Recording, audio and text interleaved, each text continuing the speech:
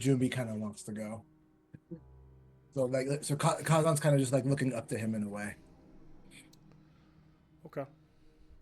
Like Kazan's point of view when when Jumbi is talking, he's so strong, he's so confident, Mhm. versus POV when Makeda's talking and she's like a little sprite, like wagging her finger in his face and hopping around. So I Well, guess it's what we'll like do. Oh, go ahead. oh, I was gonna say it's like that like even though you're small, but it's still like a Tinkerbell situation where it's like I know that you'll still slap me really hard. Yeah. No, no, I don't want that. And I Can you like Yeah. can no. you hear a little bit of music in the background, or is it Mm-hmm. okay? Yeah. Just making sure that you can Good. hear it Faintly. faintly. That's good. Faint is good. Then what I'll do is we'll start the episode, and I will leave you all to decide role play what you all do. You know what you do next. And so with that, we'll jump in. So let's take ourselves back. We're standing in that doorway. Darkness all around you on this dark hill. You've had two fights like in the past hour. I don't know how I'll let you all to describe maybe how everyone's feeling. I know you had they took advantage of like a stretch rest to kind of gather themselves and get it together, get their willpower up and bandage themselves. But I think for the most part, you're all feeling pretty well. Question about that though. Yes. Speaking of, I think that is the one thing I did not do is I know I updated my stats, Okay. but when it comes to regaining willpower, how does that work? That's a good question. So yes, during the Amy's going. It must be bath time. She is loud right now. During the stretch rests, you Yes, get about Emmy. 15 minutes. Stretch rests are only allowed. The rulebook does not say how often they can take. I have ruled for my games that they can be taken one after, because they're just like they are in Alien, but they can only be taken once every encounter has happened. Like after every encounter, because otherwise you could do like 4 stretch rests and then you would be back to normal. There'd be no point for a 6-hour shift rest. So you get your 15 minutes. During a 15-minute rest, if provided nothing happens, which in you all stretch nothing happened, you get to roll 1d6 for willpower, 1d6 for HP, and you get that back, and you get to clear one condition. If you have any conditions, you also can clear a further clear condition if you're to give a little role play and share how you're engaging with your signature item. That can so technically you can get up to 2 conditions cleared and a d6 of each willpower and HP. Trying to think if I'm missing. And then the only other thing that can happen is if someone's feeling pretty good, they can use their time. Hold on one second. Anarchy! Go get him, Anarchy! Malcolm. Go get him. Revolution! Emmy! Stand against your oppressors! Show her how Daddy does it.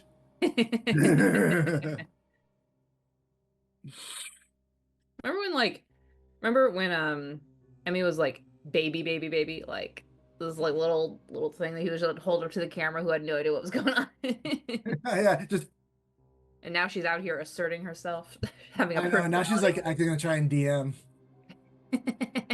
Like, okay, roll D20. And you're like, okay. She literally sounded like she was screaming anarchy. It's like it's just not. She screams. So now she does this thing where, no way. It's like everything's like no way, no way, No and she's way. just- No way. And she puts her finger in your face. No way. That's funny. Gee, I Or wonder who does she'll be that. polite and rude at the same time by saying no, thank you. That's adorable. That's pretty funny. No, thank you. It's like, how are you being like? That's funny. I mean, there are worse ways for Yeah. her to say no. Like she'll be crying and Yeah, stuff, and I no. like try to cheer her up with a song like "Oh McDonald" because she likes certain songs, so you sing those songs. She go, no, "Oh McDonald," no Baby Shark, like no singing. Like, Daddy, I am the captain now. Yes, it's a lot of pull and rake. So I went in there and politely asked for her to calm down, but we'll see how that worked. Fine. So yeah, that's how stretch. Sometimes I just can't hear myself think. It's like one thing that you could as the baby man. I could not think through it. But yeah, so that's how your stretch work. And so you should have already done that. But if you didn't, because I thought we did it in game, But if you did I it, definitely then didn't do that because my okay. willpower was pretty low. Yeah, so go ahead and do We that. did, but you know what? No, we didn't because I'm not gonna half health. Well, you could have rolled a 1 or a 2 on that die and not got much You're back. true. That's true. Yeah. It Yeah. doesn't mean you're I gonna know get. that that wasn't my case because it was like an even number down. It was the amount Got of it. times I used my Oh, intuition okay. Yep. ability. So you can do that, and then so yeah, that's how that is. And so as Makeda's kind of gaining her willpower back a little bit, you're standing there with Ithasa in that doorway, and Ithasa looks at Kazan and Grashnar and you all, and you're not thinking about going in there, are you?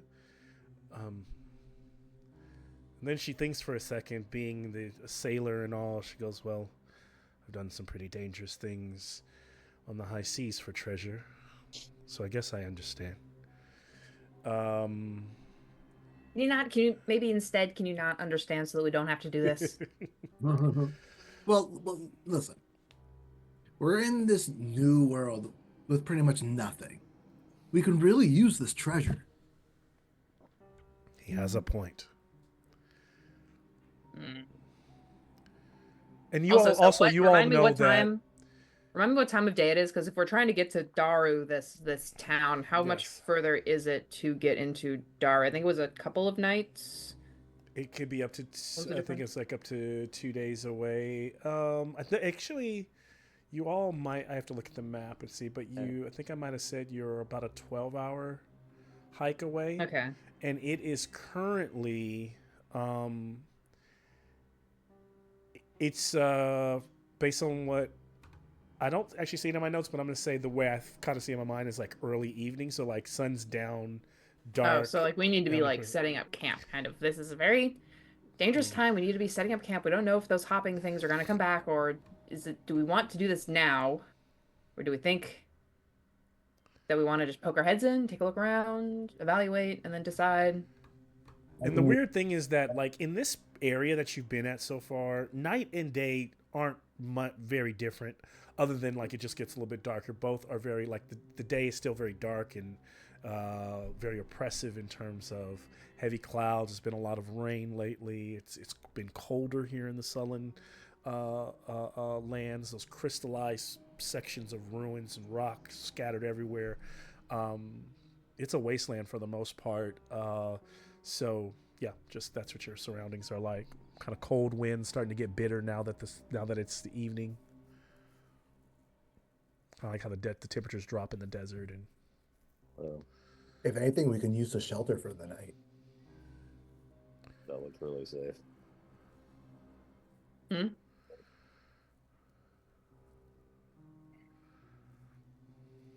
What did you say, Grossner? Wait, he was talking about going in there for the shelter for the night. It was just I was just throwing it out there. No, I was just trying. I'm just trying to get in there for the treasure. Hmm. Is there anybody willing to explore where the trapdoor is to kind of see what it like looks like there? Is that to give you a little bit, maybe give I you will. Sure. Yeah, I'll I do will it. very cautiously and with the eye of someone who doesn't trust look around the trapdoor. Okay, and you realize there's this other house around you, and while some of the furniture. Oh, I'll use my magnifying glass to get Okay. a boon on that roll. Okay.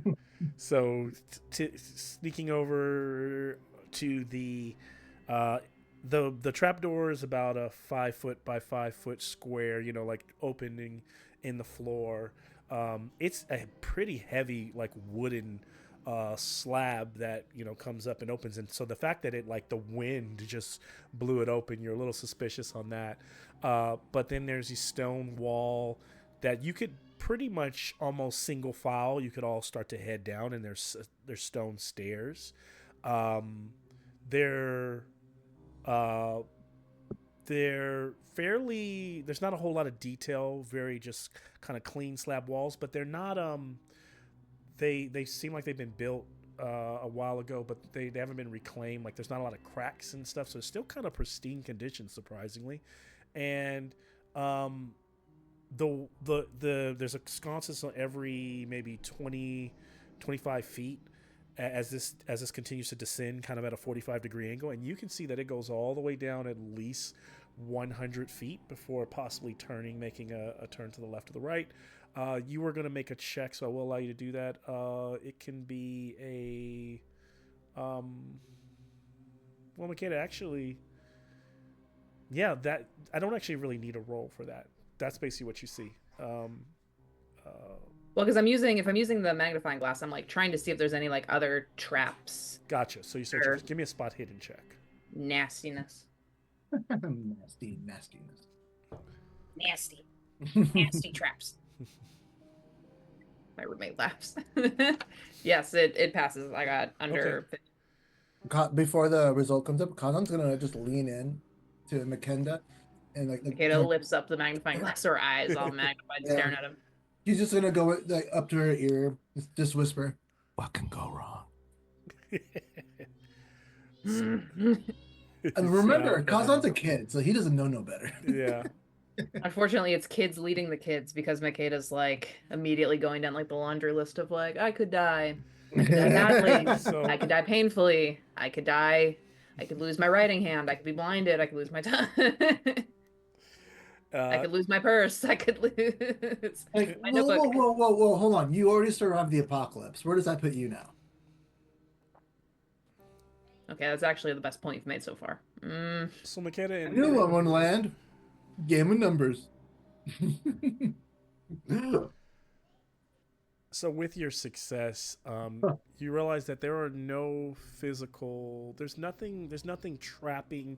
There's no no small line across the floor or along the sides of the walls. No areas where maybe dart holes may be there, or maybe no seam where like a slab may fall out of the ceiling, or even a section where, at least from what you can see.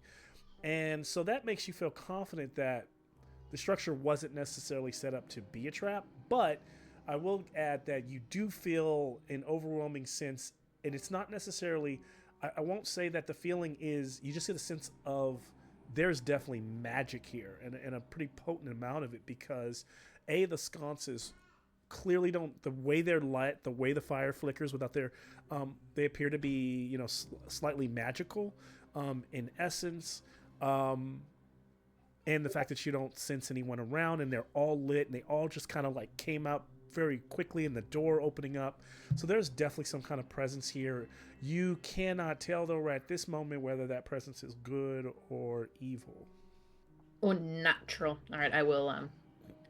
Right, no traps, but there's a lot of magic in the air. A lot of magic hanging around. She'll look at like Ashton and be like, "You're the magic." Well, I guess Jumbi is also there, so I'll look at like Jumbi and Ashton. Like, so you guys are the magic guys. What are the vibes here with the magic and the sconces and the whatnot? Well, we saw ghosts, so definitely dead things. Yeah, I could have told you that, old guy, but like, does that mean like there's more dead people here? There's like less dead people here? Well, I did see something going to the basement. Yes, I saw that as well. All right, never mind the magic, guys. I already told you when we reached the place. There's divinity and some dark. Some mud. DM, this may sound random, but what's the smell like? Is it Oh, must? that's a good. Yeah. It is. I would. There's a bit of a musty, stale nature to the air, like as though this place, not a smell of undead or undeath, but definitely a smell of like when something's been sealed up for so long that that air doesn't smell fresh, right? So do you kind of catch Stale. yourself? Yes, stale, Murky, air, for sure. dank. Murky. Yes, all great ways to describe the way it smells to you. In Ashton's voice, Jameson, say it is dank as fuck down here.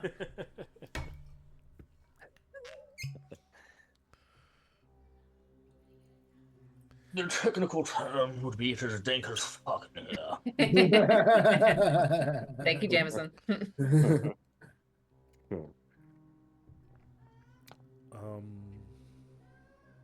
Well, Agrashnar, like he has his bow. He just He takes out an arrow and cocks it, just kind of at the stick. You know, it's down, but it's we're in that narrow area, right? Yep. Yeah, so there's not much he can do, but he just has it down, just his finger right there holding it. Just Yeah. best he can do, really, right? And now, I don't want to open up a can of worms, but I will say just because it would make sense to make sure you know this, there is a house all around you as well. And just kind of above board, though, the house is less of just kind of me sharing, like, there's less of, like, you get the feeling that the treasure to be had is probably not in the house, though there may be interesting things in it. It's the friends we made along the way. Yeah, so there's an upstairs, downstairs. If you wanted to set up camp in the house, you would find it very easy to find an opening living area to camp up and create shelter. There's like a kitchen area, but all the cupboards and stuff are like loose and fallen out. There's like, glass and stuff that's broken and pottery that's laying everywhere. You haven't seen upstairs, but like it's kind of an open space. So from just being in that, you can kind of with your torches can kind of see those other areas of the house. But the one, and that's what's weird is like while everything is still structured and put together, like it didn't get blown away, it's still in a bit of disarray. But then this hall is very like kind of together and pristine. Right. Okay. I can already see because that makes great decisions.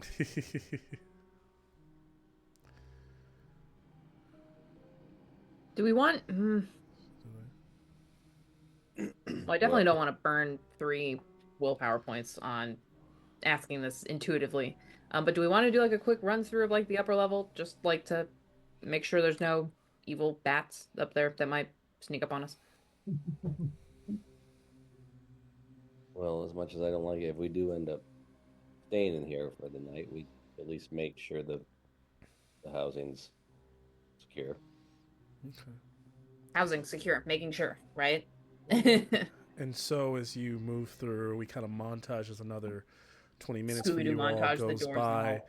Yeah, you go through clearing room to room, the mansion. There are 4 bedrooms upstairs or several living areas. You notice that there's the largest one, the master bedroom. Oh, I am looking around that shit. I am looking under the bed. I am. I'm tapping on the wall. Some things that let you know this is definitely Helene's quarters, but surprisingly, there is nothing of value. No treasure, no potions, no beautiful no old perfumes, not even like fine gowns or linens. A lot of it is the closets are empty, and it almost as though most of that stuff was just kind of turned to dust. But also no bodies, no. Yeah, so it so far yields you very little. Since you are I will take a spot hidden check from you with a Bane, Makeda. A Bane, you say? Yes, so disadvantage. Excellent. So if I'm using my eyeglass that gives me boon, does that make that's it a straight roll? Straight roll? Okay, then it passes. Okay. Like I don't want to give up on this number. It was a nice number. Nice and low.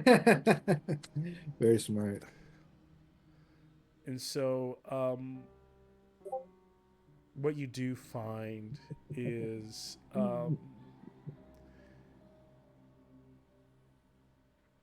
as you're looking around the room, there is a mirror that has a kind of a crack in it, and you turn for a second, like you hear like like one little, and you turn, and it's almost like the mirror has like fogged, and someone has kind of written in common. Is tell my true story, but that's like on the mirror. Okay, I'm gonna go ahead and move this mirror outside. I don't like this mirror. Makeda sees this, and at first her like fur gets all spiky. She like visibly jumps, but then as she sees what the actual request is, she's like, "I can actually do that." Pulls out the notebook. I can do it too. I'm gonna smash it right now. No, no, no, no, no, no. No, you sure? No, no smashing. No. Okay. Makeda's gonna like lean forward and Makeda's gonna like onto the glass, and with the pad of one little paw hand is going to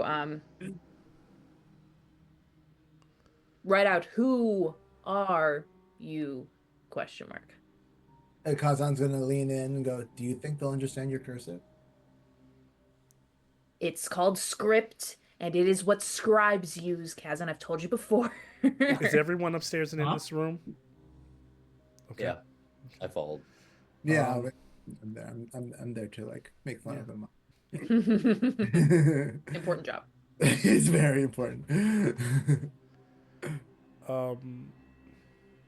And so you wait and wait to see if there was going to be a response.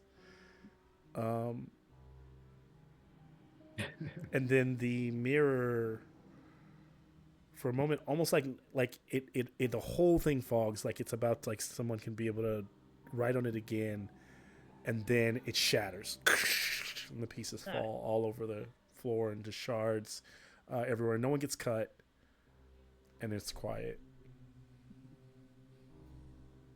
Makeda is disappointed. She kicks the shards of glass. Kazan's gonna look at the shards and just see if he sees anything weird with any of the shards. Okay, Just I don't know, just out of curiosity. just looks like glass. Did you stop me from breaking it because you wanted to break it? I mean, just be honest. I did. I mean, if you were going to break it, it was going to break. Well, You could actually, just end I'm up actually breaking it before saying you- this to Makenda. No, because I'm Oh, saying maybe- Makenda. Yeah, Makeda. Makenda. Yeah. Yep. So he's but while he's looking at the shards, that's what he says because he Yeah, really. okay, gotcha. All right, no, I did not do that just to stop you. But I think maybe there's more. There's a different kind of treasure downstairs, too. The truth. Think about it. The people to tell the true history of what happened here. All right, let's go downstairs, and she's going to start pushing Kazan. Now, so it's just like Wait. down the stairs and down. You're the one that wanted to go downstairs in the first place. But I wanted to look at the shards.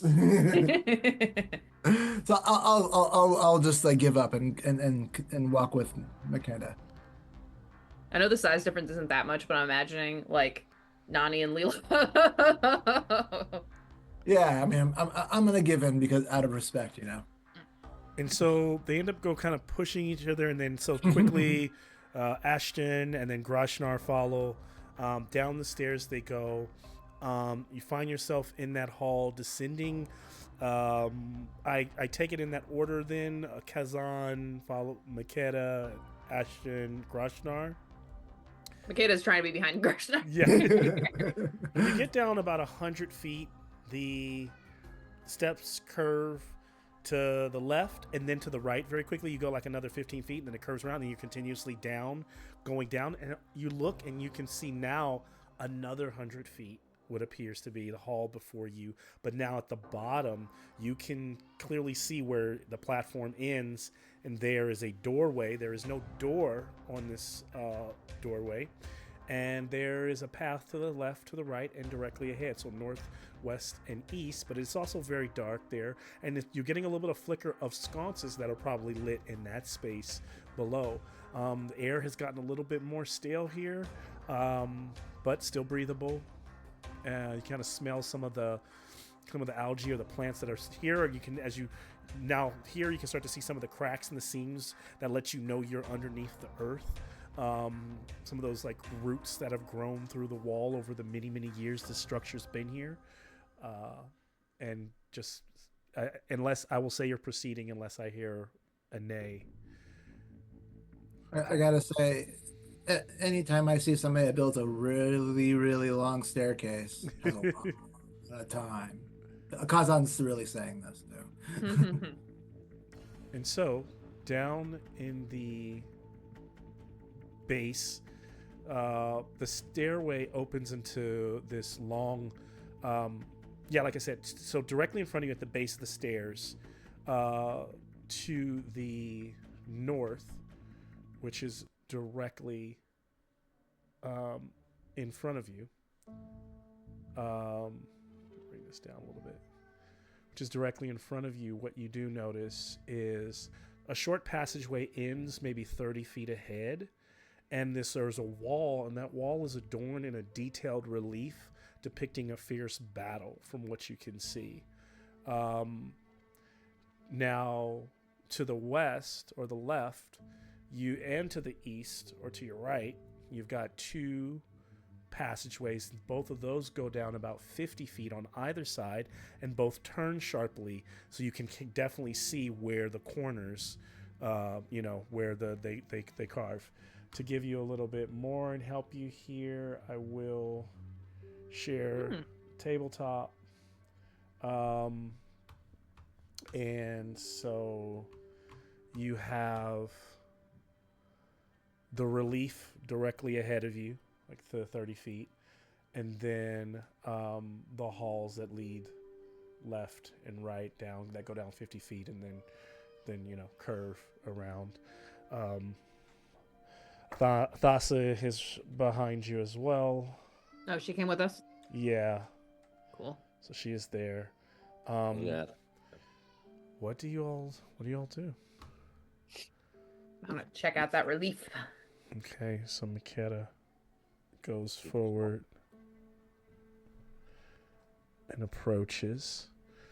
And as you do, what you see here is the battle relief depicts, it's about a 10-foot high, about 5 foot wide, and this relief protrudes from the wall depicting a majestically armored elf on horseback, surrounded in a battle by goblins and orcs. The elf is poised to drive a spear into a rather savage-looking orc that seems to kind of exude like power and authority, like the biggest orc right there, like kind of about to clash. And there is a statement carved over the scene above, but it is in an ancient language.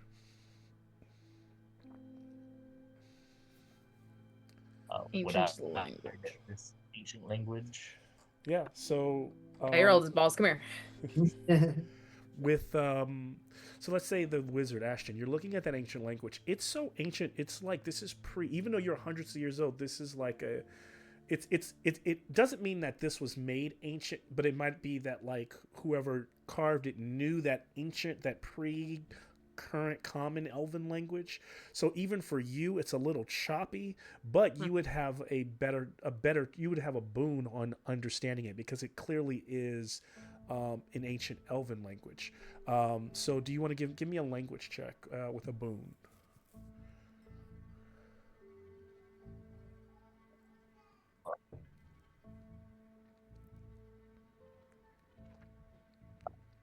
Boon is take the higher. No, you always take the lower, but you're gonna roll two. Oh, right. Two. That's what I meant. Take the better. Yes, take the better. So that'll be a dragon. Oh, wow, nice. And so I'll give you 2 for 1 because you got a dragon. So so that's great. You get to mark your languages. It says to all who you like, I imagine like you're kind of mumbling it, maybe not loud enough for them, but like what you're reading is, to all who tread these halls, fear not, for here lies the balm of healing and the gift of freedom, freely given to those who seek it. And I will put it Wow. in Yes, the thank you. chat. Give me that lore. Note taker needs lore. Um, Balm of healing. you also, I'll give you, because you got a dragon on that, you know this to be Ashton. This is clearly, so I'm pretty much counting this as a kind of adding like if I would have asked for like a yeah, actually this would be hard of a link. Actually, I'm counting this as a success for also a myths and legends check. So the relief is also clearly depicting Emperor Adam Kalarin, and it is carved. This was carved to depict during the days of the War of the Grim Eye, and you know that to be the war. The early wars was like a 75-year war between the orcs and Aldaria, but this was probably carved because Akbalon, this section of the city, or this establishment was here during that time, during those early years, and this was probably formed during that time when people thought that Kailorin was definitely going to win that war. His forces were doing very well, and there was no fear of the orcs ever being strong enough to take the empire. So, yeah. Do with that what you will. It taps on him. So what does it say? So it's a marvelous piece of history right here. Well, it's a bit dated, as we well know, but it's pretty obvious if you know your history. Well, yeah, I know my history, but what does it say? Oh, to all who tread these halls, fear not, for Yes. here lies the balm of healing and the gift of freedom, freely given to those who seek. So, bomb, gift, freely given, seek, those are all, those are kind of sticky translated words. Is that the exact translation, or are you going for feeling? What's That is exact. exact? Makeda, are you looking at anything else or anywhere else on this? Because I know you seem to be very into this. So Yeah. So just Makeda, if you look over her shoulder, she's sketching, okay, an outline of Okay. the relief and writing down the words. But she's definitely tweaking the sketch a little bit. okay. I'll take a spot hidden check from her. Sure. And if she wants to use the magnifying glass, that will make it a bonus. I would enjoy that. Ashton's also going to Damn point it. to Bird. Demon. Who tread these halls, not, for here lies the balm of healing and the gift of freedom, freely given to those. Makeda's shading her sketch of the bas relief so that it looks like the guy on the horse is kind of he just looks a little grungier, and the orc looks a little bit cooler, like he's nobly lifting his head to meet the. The GM, does it paint the elves in a positive light and the orcs not so good? Is that how Rashnar would take it? I would say, honestly, it Knowing doesn't. what we know about this lady, It doesn't do a really. It's not the most horrendous depiction of the orcs. It depicts, if anything, it depicts them very ferocious and very much in what. I mean, you could argue that it leans into what people expect, but very much it looks like a Warhammer epic Brutal, drawing, over the brutal top. with the big orc leading the way. But now he is under the he's slightly. It's kind of like the dragon. What's the famous painting? St. George. Yeah, St. George. It's Imagine Adam is in that St. George pose. oh, it's and the orc is Archangel where the dragon Gabriel is. slaying, or Archangel Michael Yes. slaying the devil. Yes, it's kind of Right. like in that. So Casting him in out. that way, it would be depicting at least the Emperor being the victor of this fight or this war. Yeah. I failed my spot check. Okay. She's busy. She's adding abs to the orc. It's like an 8-pack. This'll really go over well. Oh, Kazan's already making fun of you for the extra pack. Oh, you're just jealous. You just wish you had an 8-pack. Well, I find that interesting, Ashton. The balm of healing and gift of freedom, but whatever that means, freely given, though. Freely given. That's interesting. Also doesn't sound like what that lady upstairs was actually doing.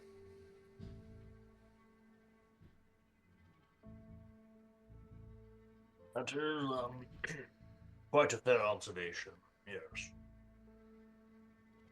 Makeda's gonna start touching the relief. She's gonna start pulling on hands and pulling on Okay. feet. Sometimes these things have a switch trigger on them. Yep. Is a balm of healing something that we're seeking? Because it's for those who seek it.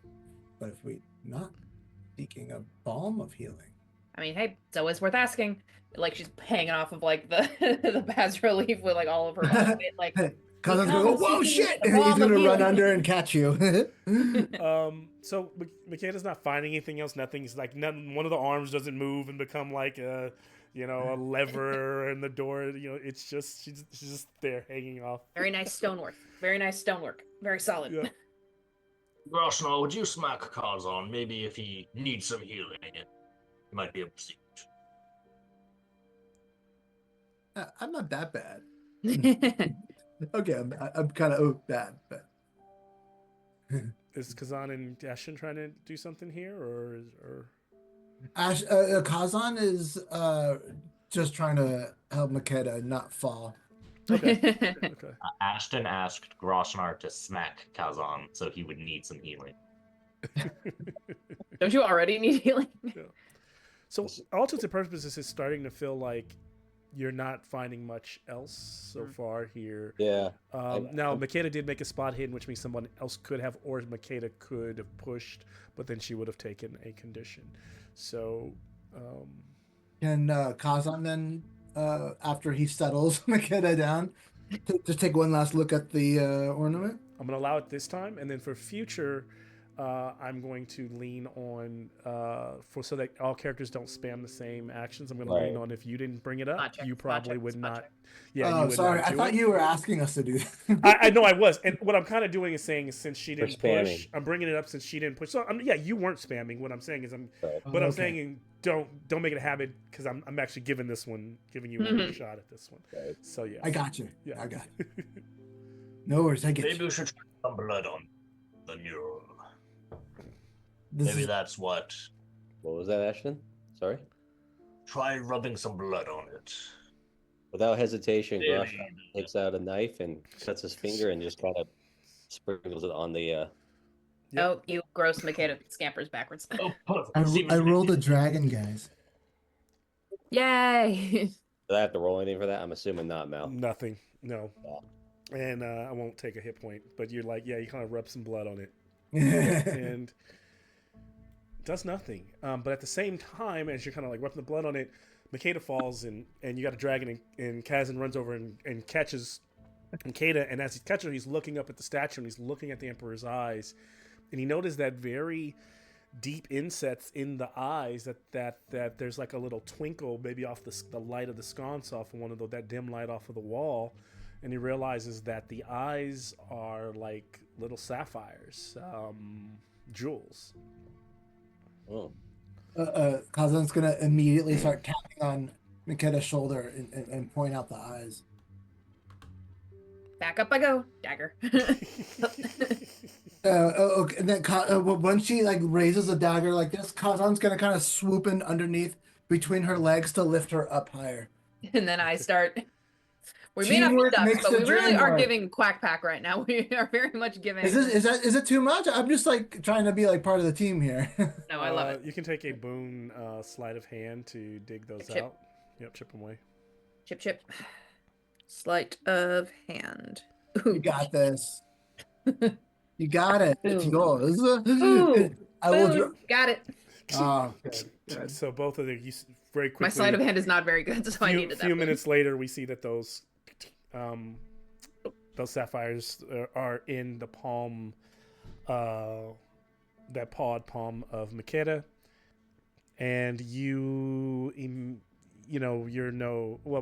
of a merchant, but looking at them, you would assess that you might be able to get, like, they're probably worth, who knows in this world what you can get for them, probably worth a lot more than what you're thinking, but what you'll probably at least be able to sell somewhere between 50 and 100 gold coins.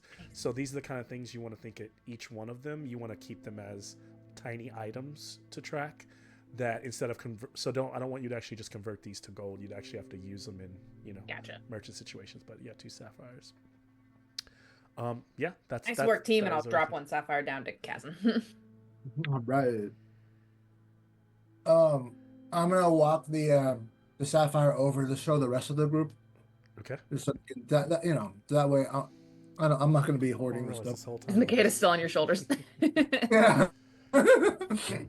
Yes, the age-old question of when does it become grave robbing to archaeology or treasure hunting?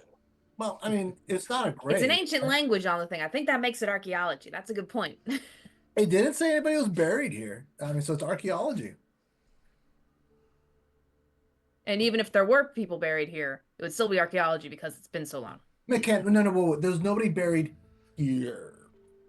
I mean, didn't the And ghost lady Thassa like kill goes, some people? And how do you not know that? If people were sacrificed here, That's what I'm saying. I'm assuming that there are bodies here, man.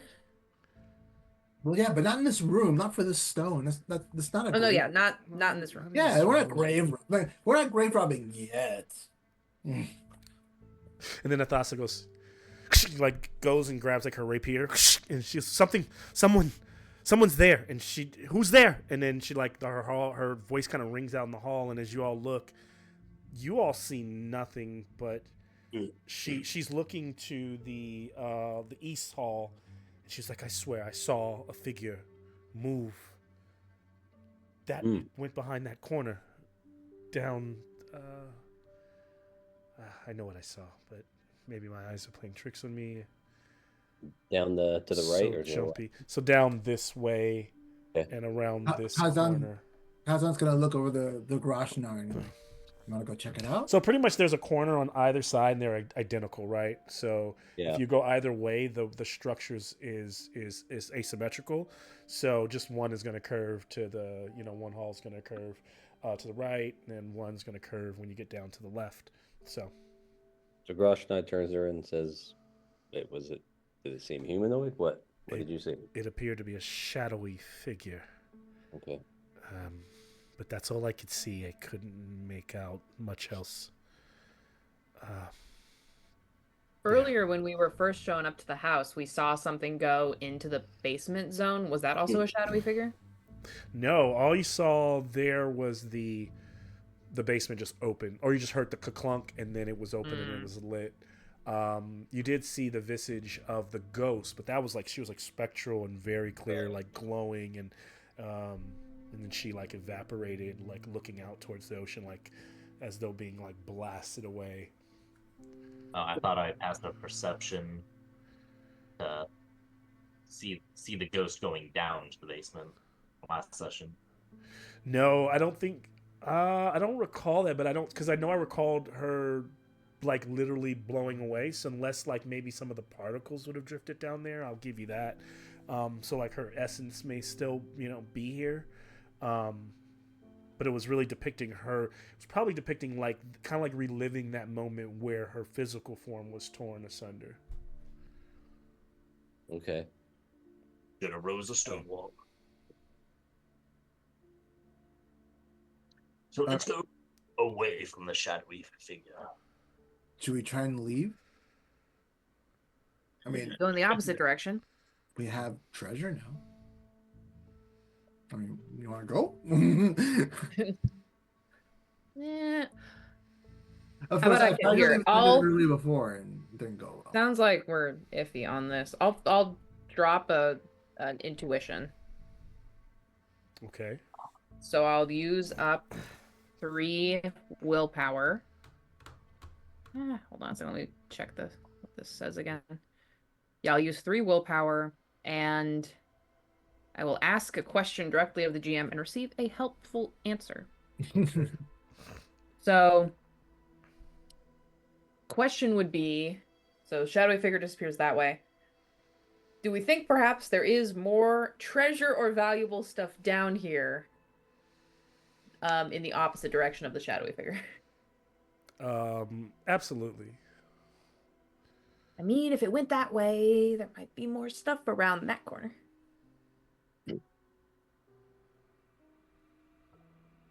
Check Well- out the safer area, see what we find, and then if we feel like we want more danger, then we can go towards the shadow place. Listen to the old guy.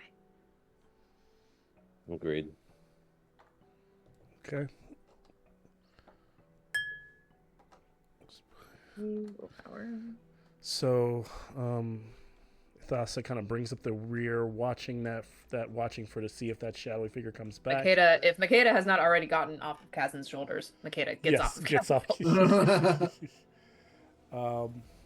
So So I was talking down here like this, like she's on top of it. Oh yeah, no, I picture Cause I'm putting you down before the conversation. Just drops her backwards. It's like, Just so you're aware, we cannot cast fire in closed areas. Yet dwarven cave sickness. Yeah, dwarven cave sickness. Never Oh, heard of come on. What are you doing? that. Makeda looks at Jumbie like, listen to the old dude. No fire. I know Jumbie doesn't do fire. Jumbie does necrosis, but but still, Does just in case. this look like the marching order? I've got Makeda, Thassa, Ashton, Kazan, and our ranger. looks good to me. Okay. As you come around a corner, you find that in this area, the west corridor, we'll call it, leads to a 20 by 20 foot room with a doorway that clearly leads north. The door is closed. You can't tell if it's locked. It's a kind of a standard wooden door. It has a hinge on hinges and you know, it has like just a handle to kind of push or pull. And then you all kind of like, I imagine that you almost go into a battle stance as you see a figure standing there momentarily, Grajnar, before you realize it is just this statue looming over you. A kind of religious looking figure. The statue has one hand outstretched with two fingers towards the sky in a sign of kind of deification. It wears it doesn't wear robes, but it's carved to depict a humanoid, clearly an elven figure, long flowing hair, in heavy garments, layered, kind of like priest-like garments, and there are floral patterns and roses and thorns kind of weaved or, you know, etched into the patterns, with like a rose at the center of the chest area.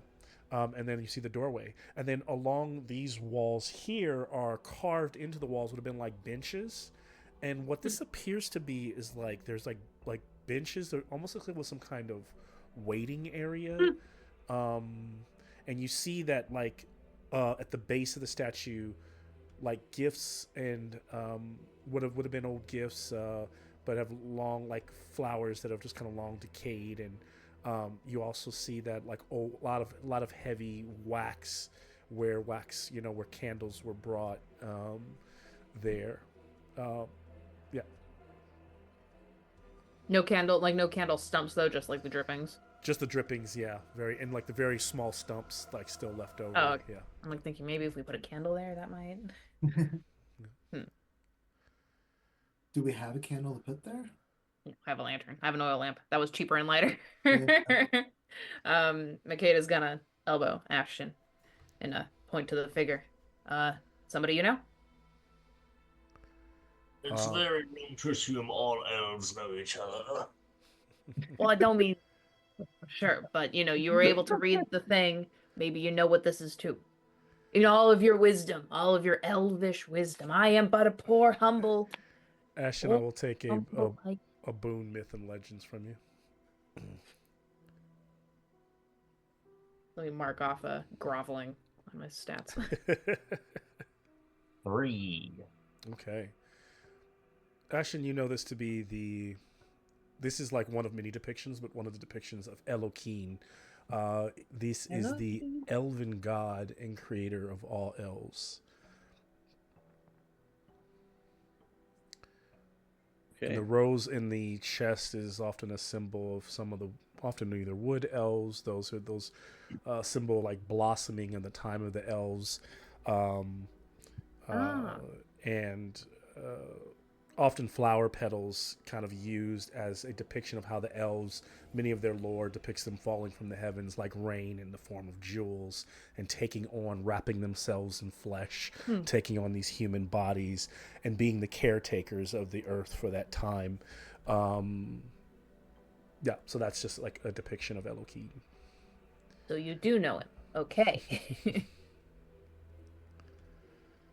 Yes, but please don't make such assumptions in the future. Far be it from me to assume anything. Anyone Which else means doing most- anything else? First of all, that's like the Elven God of creation. That's pretty crazy. Didn't expect to go that high. What about the door? You see? Yep. So as you approach the door, and you kind of, or you touch it, just if you're examining it, it appears normal door. Yeah. Karashnar pushes in. There's a slight creak to it, like it hasn't been, it is like it hasn't been opened in a while, but it does kind of, slowly creaks on its hinge.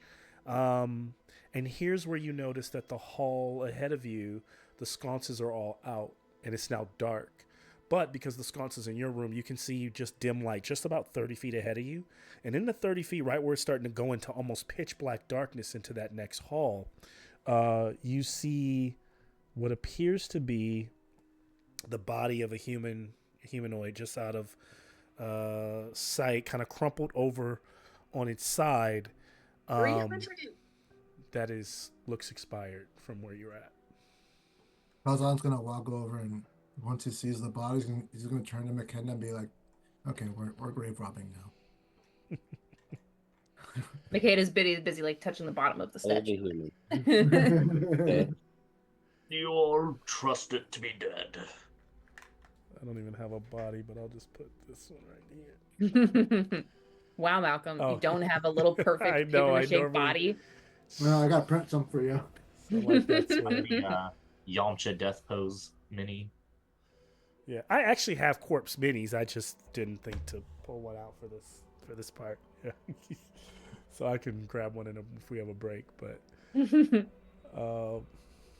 and sometimes I have so much stuff that I can't find it because I'm bad at organizing.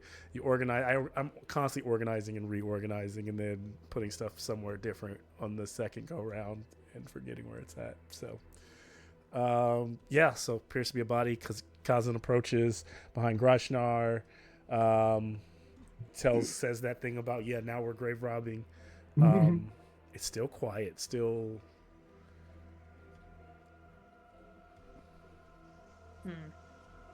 Let me throw something at it. Can Kazan look on the floor for like a loose stone that he can just like chuck at it? Stub of a candle. Yeah, finds a loose stone and chucks it in.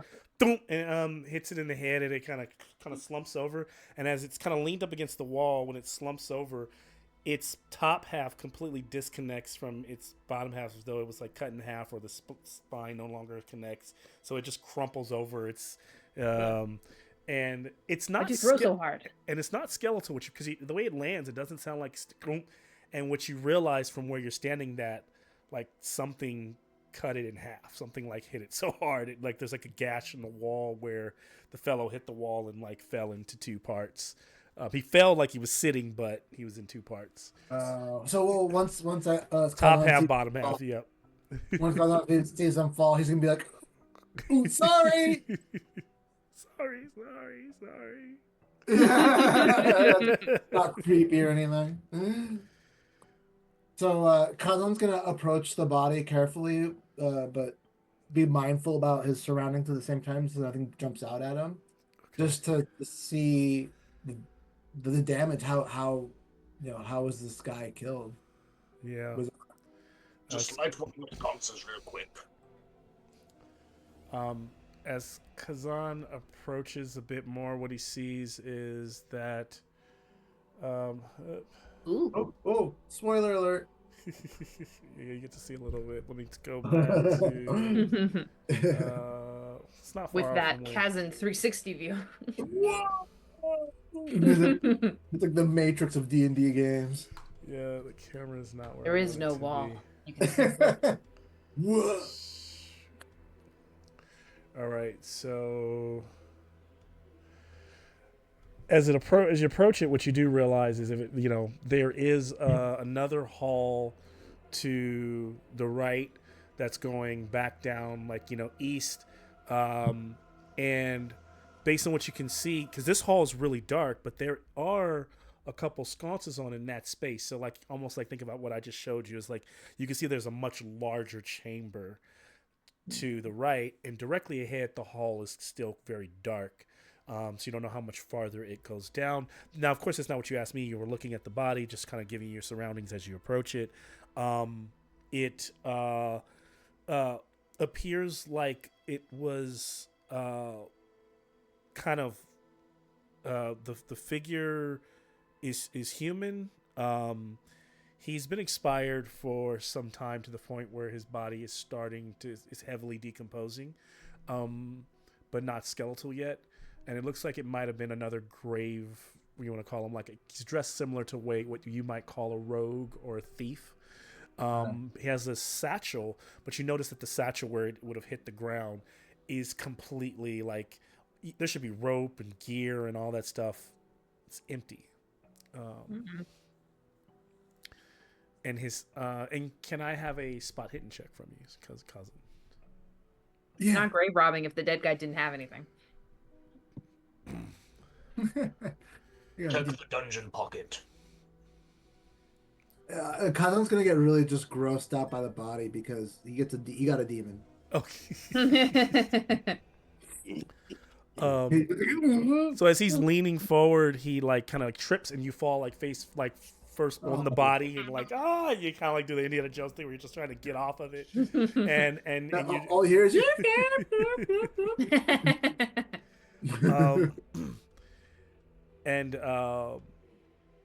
damn, man, I already got that. I got a dragon and a demon with the spot hidden today. And as you get up and you're trying to wipe the ick off of you, it should be no wind down here, but a bit of wind kind of rustles through your fur. And Kazan, you hear a whisper in your ear, but I will send you what you hear. A secret message. All right. I'm just gonna warn you, Malcolm. I'm bad at keeping secrets. Yeah, you can share this however you want. I know. I'm just kidding. Makeda's shouting in the hallway. What do you see? Oh, I'm just stock still, and my hair is standing up on end right now. That's all you see right now. Oh man, this is a long whisper.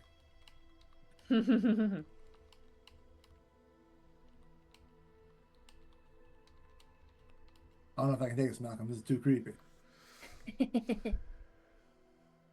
And it's a lonely. And as you so while you hear this, you just get this heebie-jeebies, everyone else hears this echo, something slammed, very loud, and it kind of echoed throughout the structure. But because of the way it's set up, you can't tell it came from the sound almost came from every direction. Did the whisper sound like it came from every no, direction? The whisper came directly to you, but the slam... Oh no, I meant, but does the whisper sound like it came behind me, or right, maybe right behind you, right around you, right with the little bit of the wind. Then you guys see Kazan swing the axe like a full-on attack right behind me, and just really alert, looking all around like I'm looking for somebody. Only he heard that. Yeah, right? Yeah. Did you guys hear that? Where did they go? Don't feel very welcome anymore. We should probably go. Yeah, come on, Kazan, come back over here. I'm running back. Yeah. Help me! You hear that, Kazan, but coming from the large chamber directly ahead of you. No, help, no. Do you run back? I'm gonna start stepping forward and be like, somebody needs help. What is the rest? Yeah, you do. You're in trouble. Come on, we gotta get out of here. You don't have to follow. So do you run? Do you? Yeah, I'll kind of just look to Makeda and just be completely haunted out because I got whispered at too. Yeah. So. Yeah. So I'm just gonna do what McKenna says just because. Yeah, what happened? What are you freaking out about? What's going on? I heard somebody behind me threaten. Tell me that we're gonna end up like the thief if we steal.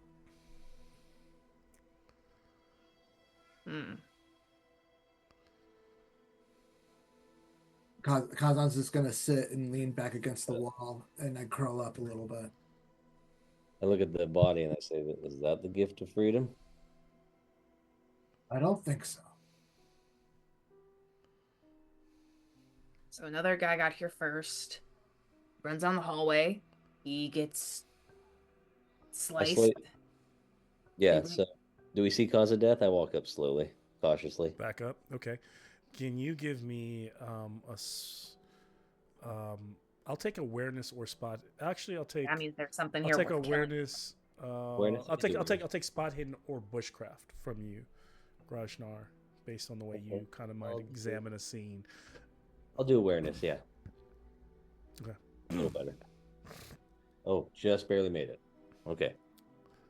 So, what you notice is the figure, the way he fell, his hand is contorted as though he was holding something, Mhm. possibly gripping something fairly large. In the other hand, you notice that he has like a dagger.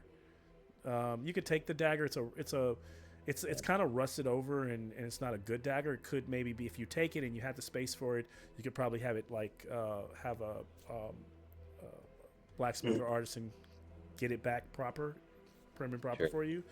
But in that hand, it was something that this guy was clutching as he was running, as he was cut down. As you And that's- travel back to the other room, can I have a spot hidden check from you? A spot hidden. You can have a boon on this since you Dragon. succeeded on. Okay. So you notice that the statue has a floral, like that, the rose in its chest, and the kind of like that deity stance that it is, kind of taking with its hand like this, and that hand like out close to here, the body, making those signs. The Jesus position. Yeah, it's kind of like, and then you notice that there is a space where a stone or something is missing from the statue's chest. Very likely in the figure was holding his hand clutched in a similar way. So you kind of start to deduce your best Sherlock Holmes is that he took it, and the moment he took it, something came after him to take it back. Well, seems like this thief or vagabond or whatever was stealing someone that was taken. Look back at that statue, wizard. Clearly, there's something missing. I What's wonder if the that's part though? Now, what because- Ashton would automatically be able to deduce from the situation okay. is that elves, one thing. Remember the elf on the Valandor, Yes. they all have a stone that in the chest, right? That when they become who they are. Now, if this is Elohim, it's highly unlikely. Is it likely that stone that the thing took is an actual elf? But it might be a representation of the Right. stone that would be, and you would have probably a very valuable stone in the chest that this fellow kind of took or stole. Hey, But the thief is dead, and he didn't have anything on him. Well, how come if the thief took it and they took it back, why isn't it put back where it belongs? fair question. That's a good question. Well, I'll see another one. Now, here's the thing: the hall. You all have approached the body several times, and then I should have asked this, but seeing as that there's only so much light coming from the room and the sconces that are magically lit, has anyone lit a torch in examining or? Very good question. I would imagine that Kazan tried when he was examining the body. Okay, Uh, so I mean, because if it was dark, you wouldn't be able to see it. yeah, that makes Point sense. is, we So- need. So what I'll add to that, if as long as the torch was lit, maybe Grajnar, you took it from him to kind of look over the body as well, and you kind of been passing it back and forth. When you kind of stand up from the body this time and look down the hall, what you do notice is at the far end of this, almost another 50 foot in front of you, is another doorway ahead of you. Okay. In addition, there is the hall that leads to the large chamber where the flickering lights are, but in the shadows directly ahead of you, there's a door that Kazan didn't see as well. And then there's Okay. always backwards from the way you came. Okay. So I relay that to the party. The point is, we have to have a torch out. This is in 5e, so Yeah. which I like. That's good. Need a torch. Okay. I hand the torch back to Kazan because I gotta have my arrow ready. So. Best But thing then is- we'll go in front of you and just be like, just cover me, please. So where are they heading? Should we proceed straight? There is a door there, or should we go down that light way? That I'm kind of curious about the Yeah. So if it helps, think about the bodies here. There's a door down this way. straight that And way. then there's right. a big chamber that you all kind of got the aha moment. You guys kind of saw that big chamber. So just think of that as what Kazan, you both have seen. Me showing that off was like, oh, you all both got a glimpse of it when you looked, when you peered over with the, with the flame, with the torch. You were able to see that there is a fairly large chamber in there. Kazan's gonna turn around and look at Grajner and just be like, "Do you just want to check out that chamber really quick and then look behind the door?" Not alone. No, no. I'm not asking you to go. We go. We, you, me.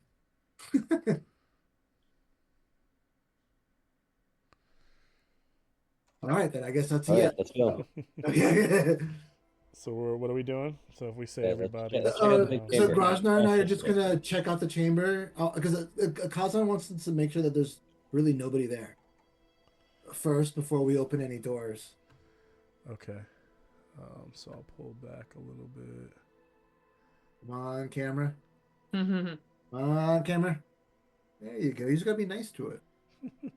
just have to ask nicely. Yeah, there's feelings. There's that new AI chip in it. It gets- So Oh, it's fairly yeah. So this is so what you both see as you approach the doorway. There are four like kind of like torches burning in each four corners. The room is a slightly squared, rounded, like the corners are rounded in terms of shape. There is immediately a slight smell of decay here.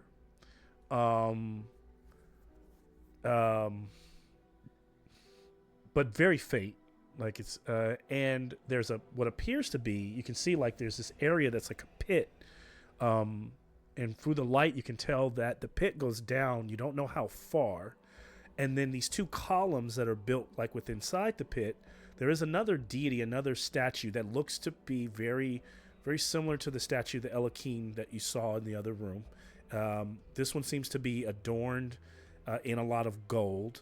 And then on either side is like these sarcophagi, and they're erected like directly straight up. And so this, you're clearly invoking the iconography and everything in the room makes you feel like the ceiling kind of domes over about 30 feet overhead. And it just feels like this is a ritual chamber of some type.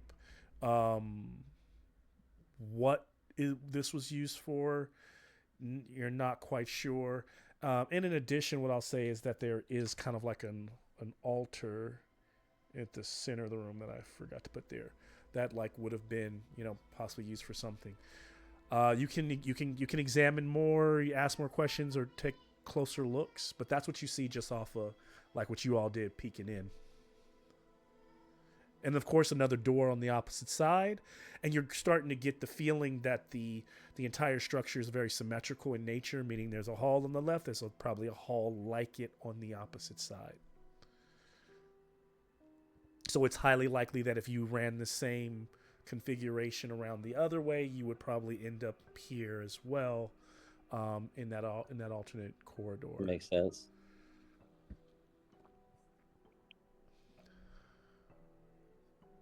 Any ideas? Elf? I heard the word gold, and that stood out the most.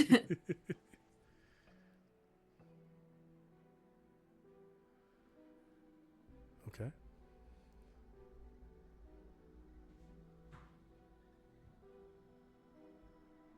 We Quiet could group tonight. proceed. So we're in the center. Say we're in that room that we see right now. We could keep going straight, just go around, or we could backtrack and just go around the whole vicinity. And then remember, back over this way is another door. Right. Sorry, yeah. I was grabbing Goose's food. I heard that there is something covered in gold. There's a deity, like a Big deity right there. covered in gold. I'm just gonna, okay, so there's like obviously ghosts and monsters and whatnot running around here. So I'm not gonna immediately go scratch the gold off this thing, but I would like to get closer and perhaps look more closely at it. Okay. I'll observe too. Very, You very observe carefully and too. not touching anything. So yeah, making sure. So kind of flanked by Grashnar and Kazan.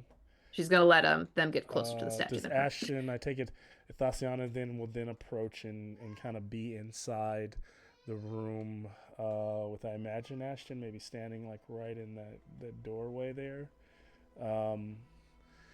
And as you approach, what you also can kind of see that there's like another relief on the back walls, and there's a relief on either side, but you kind of couldn't see in the shadow, and they appear to be, like knights like rearing up on horseback. But what you realize is that it's less stone and more plaster as you start to hear the plaster begins to kind of crumble. And out of that plaster comes these two very large creatures on all fours like horses, but their upper halves are humanoid. So they're centaur, but they are skeletal, and their jaws hang open, and they say "death to thieves" as they. We didn't even take anything from this room. Hey, we just talked about it. I find that offensive. I find that assumption offensive. So I thought it's like, so as the centaur skeletons approach, we will take a break and come back to the combat. I think it's clear for Kazan, it should be clear that from what he heard, it's not about this room. They already know you stolen. Or that's the way they say it. I personally was just fooling somebody. I don't know what these ghosts are. These ghosts are like weird lawyers, man. Health, not guilty, it's improving, okay? Actually,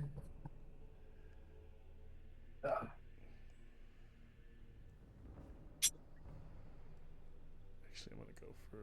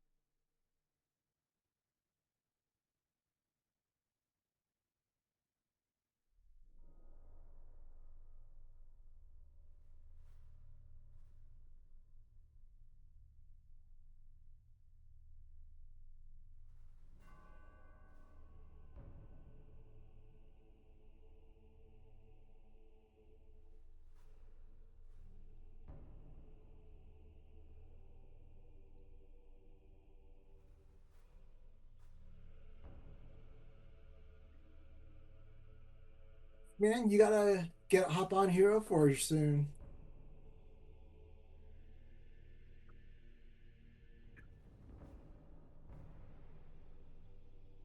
Yeah, I need to do that.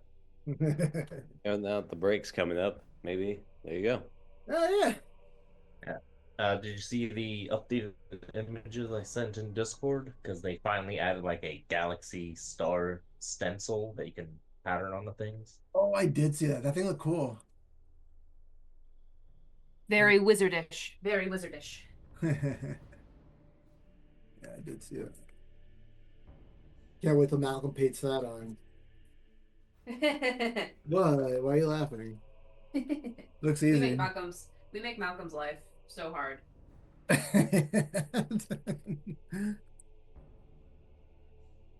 Well, you do have to remember Malcolm did ask me to print like doubles of everybody. True. I have those done now, so Well, I can't complain about that because one of those is coming home with me. yeah. We have something special planned for the to take home. Ooh, I'm excited. I need to.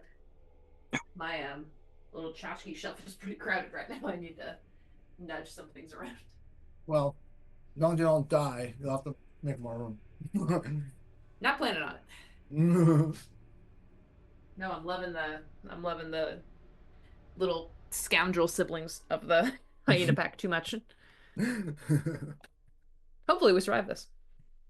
Also, Eric never responded in the Discord chat to one of my way earlier comments. Which one was that? The fact that we all kind of have a bluish purple theme going on. Oh, that's right. Purple's the best. His name is like all green. Are you talking about the base, or what are we talking about? General clothing choices. Or like the blue clan. Ah, okay. Let me.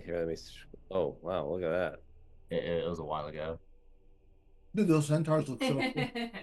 Yeah, we live in that chat, unfortunately. I was looking at. No, I need to be on. But I was looking at your. I was responding to your. Yeah, the pattern on your cloak. I just saw it. I was like, dang. All right. That was a while ago. Now the 13th of November. Okay. Oh yeah. Okay. 10 million years ago. That's when Malcolm sent like the quick free paints. Okay. We deserve each other, me and Rock. It's stuck in my head.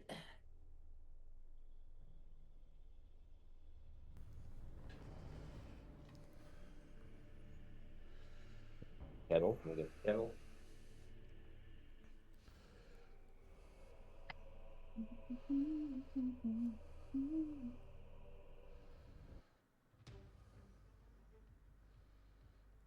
I'm looking at your.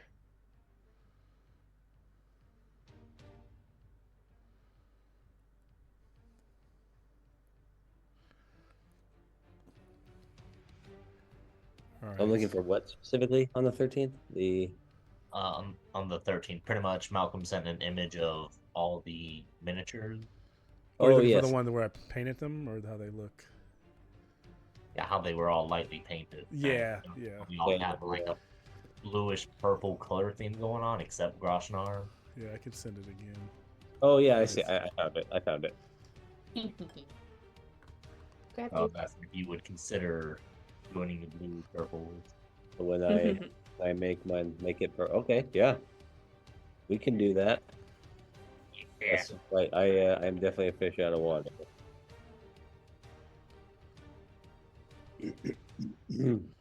Okay, so looks like we're all back.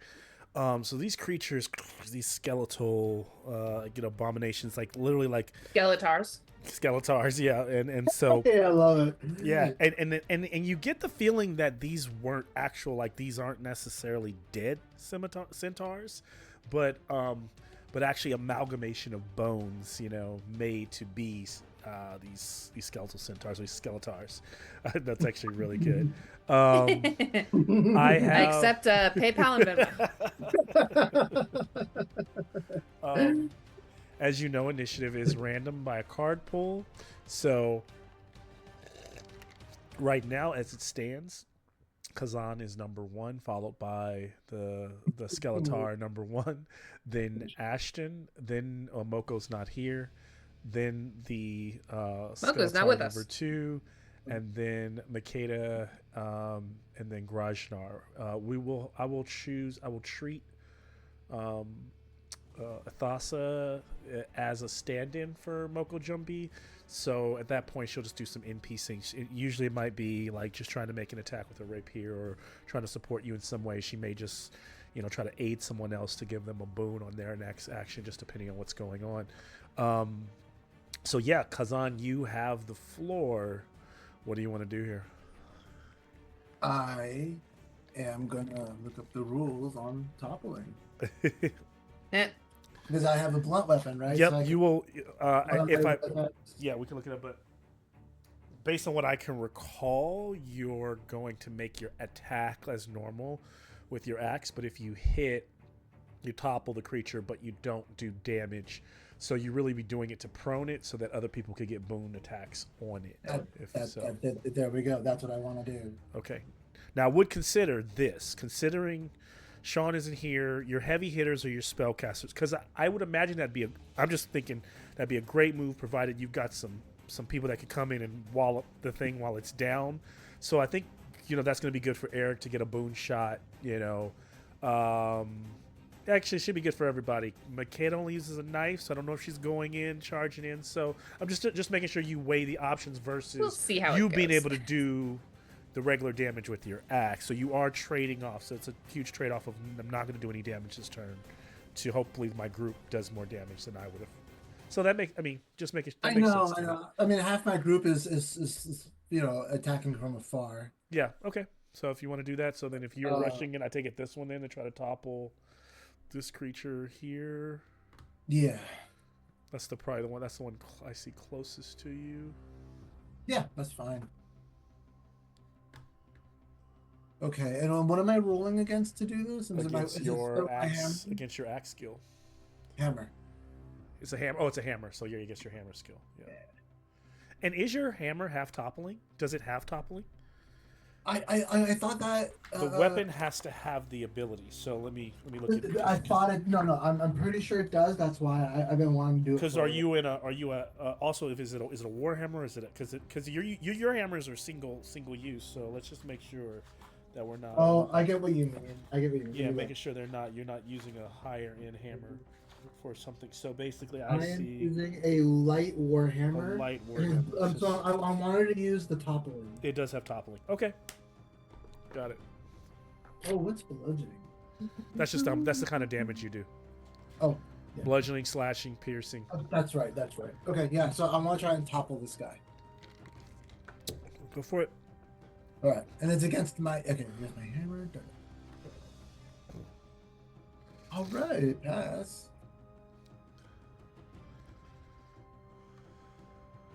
Oh, he's toppled, right? That's it. Success. Yep. Yeah, I'm rolling physical dice because I always roll really high on the digital ones. All right. So cause it kind of knocks the guy over, kind of like it collapses, like one of the knee joints kind of the kneecap shatters, and it kind of like that front leg goes back as it collapses down. And then I need my dice. Roll for it's number 2. And so as it the front leg goes down, it pivots. It kind of pivots on its leg, and it horse kicks back at Kazan. This cannot be parried. It can be dodged, but Kazan has already taken his turn, so Kazan cannot evade. So Kazan will take 2d6 bludgeoning damage minus his armor. So 7 points of bludgeoning damage, and you are prone as well. How about an Uno reverse card? You thought. Okay. 7. And it will damage. use the rest of its movement to stand back up. Jeez, I can't believe it. I will. No wonder you warned me because I was like, look at where he's at. Yeah. oh, well. Actually, you know what? I will give you. You know, well, because in my mind, it was Centaur 1 that you were attacking. What's that? I'm looking at something fell off the ceiling. Looking at Centaur being number 2 on my. And this is the one that I consider 1. I will make that fair then and say he is still prone, but he still gets that move off. Well, because that means he wouldn't be his move. In the not one to go back, we'll keep the Ono reverse, but I'll just keep him prone. That's what I'll do. Because technically I could choose either one of these, the Skeletars, so it makes sense. Maybe while he fell, like a stray bone came and hit me in the head. No, it is what it is. Yeah, it's fine. So then Ashton. It turns out that Ashton, centaur tails have very long bones in them. Yeah, he still huff kicked you. I mean, because technically what I did is not wrong. So he would have just. I hit him, I spun him, and he whacked me Here's in what I'm the gonna give him. head. I'm gonna give whatever. Technically, Ashton, what I did is not wrong. Yeah, Sentences that you hate to hear from anyone else. Yes, I I'll made give it the rules. I'll keep him prone for Ashton and before he stands up. But yeah, so Ashton, you're up. I'm going to run further away from the one that's standing. Yeah. Smart. Like further into the hall, or further maybe like away into the deeper into the room. Let me pull back so you can see the room a lot Deeper more. into the room. Yeah, so like back here maybe. That's a good idea. Yep. Okay. I'm gonna use. Let's see. I already said I wouldn't use any fireballs in it. Do as I say, not as I do. I'm gonna use an earthen pillar to raise it up and try and knock it down. Raise it up. Raise it up.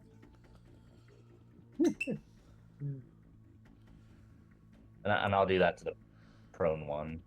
Okay. And so 4 and a 5. Okay. And describe it So for it me. Raise a pillar 3 meters high, 1 meter wide from the ground or stone floor. If someone is standing in that spot, the victim must make an acrobatics roll to avoid falling off the pillar. Okay, and I'll do that with the Bane since he's prone. Oh, wait, how high is the ceiling? 30 feet. Okay. Yeah. 3 meters is 9. Yep. So, it's a monster. Okay, so it got a 5 and a 9, so it's gonna fail. Okay. So it takes. Wait. Standing on the spot, the victim must make an acrobatic way falling off the pillar. Pillar is created under a low ceiling, and the roll fails. The victim takes 2d6 damage instead. Okay. So how 2d6? So yeah, go ahead and roll your damage. I will go ahead and apply that.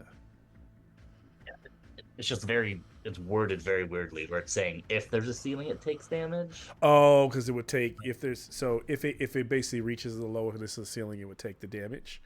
But it still takes falling damage. Yeah, so I don't think it's going to hit because it's only how many meters? Because if you convert each meter to it's 3 feet, right? Roughly, that's usually what I just do is each meter is like 3 feet. So yeah. If that doesn't reach 30 feet, then you just give it the falling damage. Yeah, and that'd be similar D&D 1d6 per 10 feet. So it would just be 1d6 then. Okay. So go ahead. Yeah, that's 5 bludgeoning. 5 bludgeoning, and okay. So it takes some damage as it kind of rattles against the ground. Kind of a couple of joints come off and start to kind of reconnect themselves. As it's still kind of like it neighs like a horse out of the humanoid mouth portion and trying to get back up.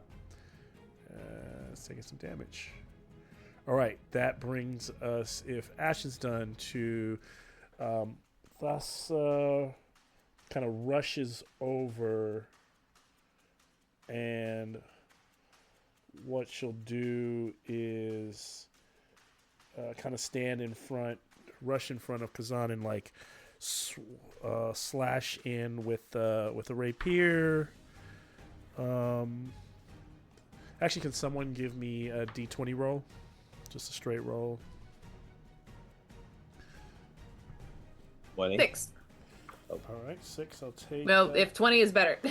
20 is definitely not better, but Never mind. 6. Take the 6. And so I thought in this game the 20s were bad, Malcolm. they are. So I said 20 would be your 6 is way better than that 20. Oh, So- I didn't roll 20. I was just like, do I roll these? Oh, gotcha. Yeah. Oh. So, no, I didn't even roll. Yeah. Mhm. So we're gonna get another 2d6. So she does 9 minus. She does 6 damage to the creature as it's still standing back up, which I have not had a chance to put the damage on. So then that moves us to as she's slashing Makeda. So I'll tell you how this thing looks here in a moment once I can get to dealing with the tracker.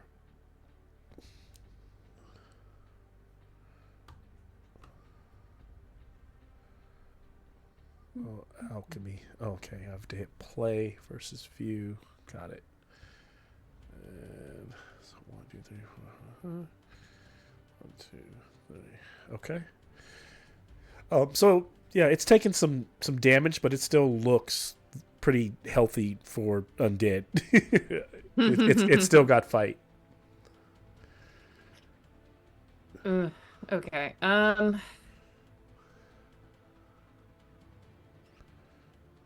Because I don't know if this is like a free action or an action or what, but sussing out the vibe for whether or not I can try and shout at the statue and that would do anything. Or try and reason with it.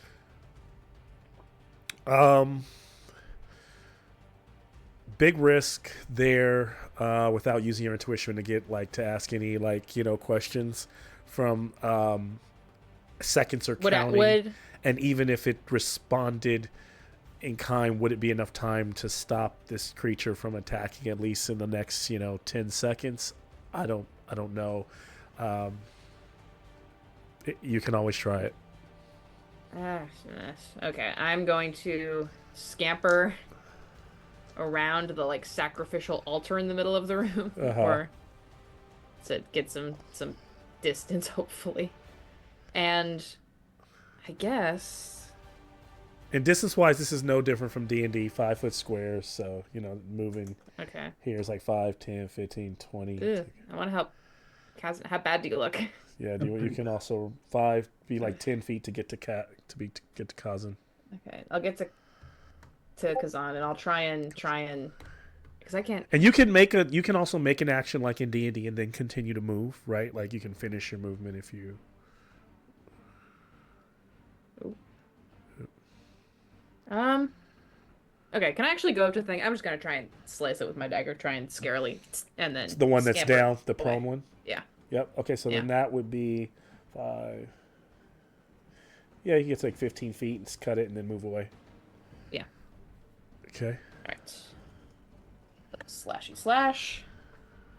Shit. Misses. Move this wall. I rolled too high.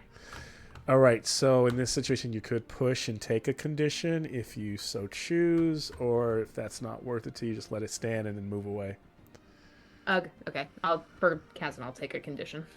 Okay, so pick which one, and then just note whichever one you take it will be associated with your. So Ooh, I'll take scared.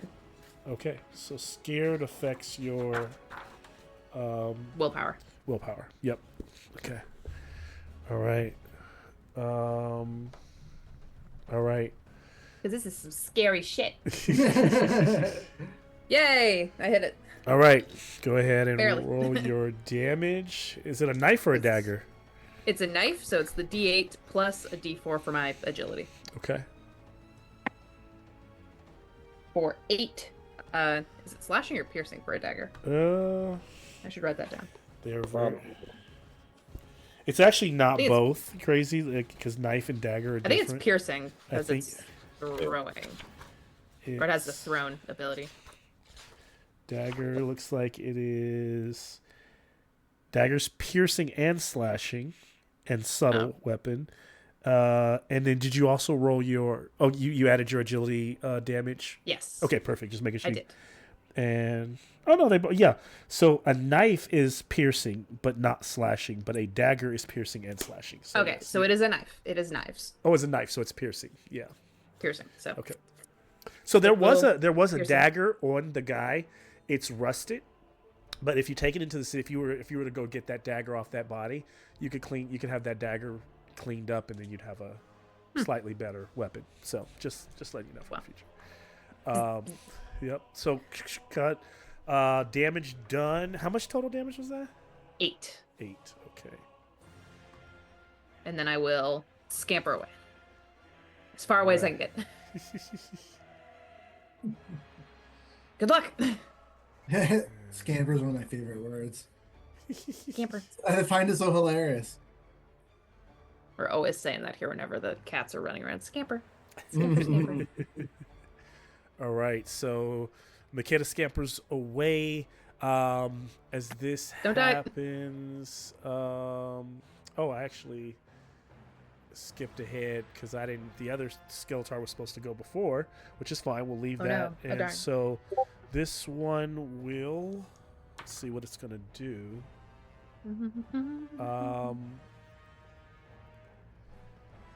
So watching this one kind of rips its like head off, kind of like headless horseman style, rears up and hurls its head towards Makeda, like as she's already gotten the stab in and is rushing away for cover, but like hurling it right over the table there, the ritual table. So she will take 1d12 damage. You can still with whatever armor. It's only going to be a 3 fire damage as that kind of slams. So part of it, maybe it misses part of it, and some of the embers fly off the table and burn you, Makeda, for 3. Ouch. Also, another thing in this game is, remember, so many of you are wearing, I think, leather armor right now. Leather armor is a 1, but against bludgeoning damage, I think it doubles. It goes up to 2. I have to look at it again. But I am unarmored, so that is fine. Oh, that's not okay. Yeah, you need to get armor ASAP. I am out here in my 4-person clothes. And then after Studded leather is that. you thought what's that? I thought that studded leather is the one that has that. I thought I'll it was look it up. all Hold leather. on. Yeah, look it up. It's look up leather armor. And Yeah, there's an yeah. option under armor. There's like there's a rule about leather armor. But yeah, we'll find it. So that one will move up. This one will move up to the center, or actually move up and kind of block this doorway. I'm done, and we'll move to I think Rajnar. Yeah, definitely. So I'm zoom back. I think I'm over there. Yeah. Also, I'll just I'm going for a straight shot. The nearest one, is it to my left? Nearest one's right to your left, right in front. Oh yeah, sorry, you can't. Let me pull you're good. back a bit. I didn't realize the view was there. So you're here, and it's right there. Oh, so I should probably move back a bit. Yeah. So I kind of dart back real quick, and what the heck? I'll use willpower. Yeah, I'll do twin shot. Why not? So All I right, roll, spending some I roll willpower. with the bang, right? I think if I remember You do roll with correctly. the Bane for a twin Yes. shot. There we go. And are you taking this because of twin shot? If you do succeed with the Bane, then you're gonna get 2 arrows. 2 and then- arrows. So do you want to put them in, or are you gonna put them on the same target? I think does it have to be the same target? I have to check. I mean, I have it right I think you here. can split. I think you can split the target. So if you wanted one to hit each one of them, you could. Remember, this Oh, one's been damaged. This one's been Right. damaged the most. It's Yeah. both. Yeah, why not? I'll do two. I'll do the separate targets. Why not? But Okay. I got. Okay. My brain. I'm sorry, I'm having a brain fart. I compare it to my agility, right? Yeah. Yep. Okay. That one. Wait, to make the attack, or Yeah. to make the attack, you compare it to your bows, like whatever your bow skill is. Oh yes, yes. Yep. Oh good. Oh yeah, my brain. Sorry. No, it's okay. Okay. Yes, I made it. Good. All right, here we go. The two separate rolls. Is that how it works? Uh huh. Oh, No, okay. it's is it two separate rolls or one? What does it say? It should say it tells you under I don't twin know. shot. I thought it was one bane shot, but counts for two. Damage. Oh yeah, damage is rolled separately. Okay. Yeah, gotcha. damage is rolled separately, but it's one roll. So you made the roll, you succeeded, right? I think you'd already Yeah, made. so I got 4, then plus my d6, so 9 total. There you go. 9 on one, so that's 9. Which what do you want to apply 9 to the one that's down? Or I'll do the one that's down. Yeah. Okay. Actually, that's a weird thing because I know it's worded weird. I'm trying to. yeah, I'll read it to you real quick. yeah, go for it. By activating this ability when attacking with a bow, you Uh-huh. shoot 2 arrows instead of 1. We know that. Yep. Roll just once. Okay, roll just once to hit with a bang. We did that. Yep. Damage rolled separately. The arrows could be directed at the same target or to different targets. Yep. Okay. Do they both get 9, or I roll damage twice? You roll the damage twice. Does it say? Does this? Because that's what you said, right? It's just, that kind of, Yes. okay. Damage So is rolled The separately. damage is rolled separately, so it's two separate damage rolls. Yeah. So one guy took 9, which he's going to take 5 more. And the other one took 7. Another one took 7. Who? Let me pull. Sorry about that. And that one took 7. You said? Yeah. So the one that was hurt took more. Took 9. And the Got other it. one took Okay, which makes sense. So the one that's hurt is actually looking hurt. The other one is, like, actually. So what you did notice,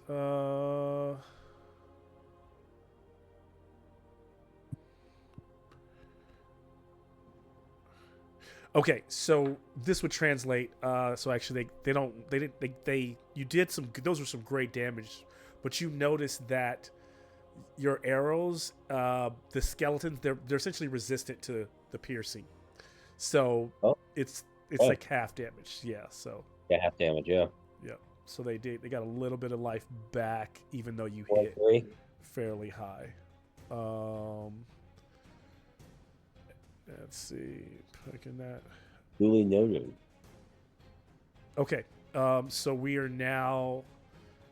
So yes, because you're aiming, like, your arrow has to go directly into like bone and slots going through Yeah, it makes ribs, and sense. It's kind of catchy. It's like the old D&D, old OSR. Like skeletons were really hard to hit with like arrows and hurt with stuff like that. Even like piercing weapons. So if you had like a rapier or something like that, and you were stabby, it would be resistant.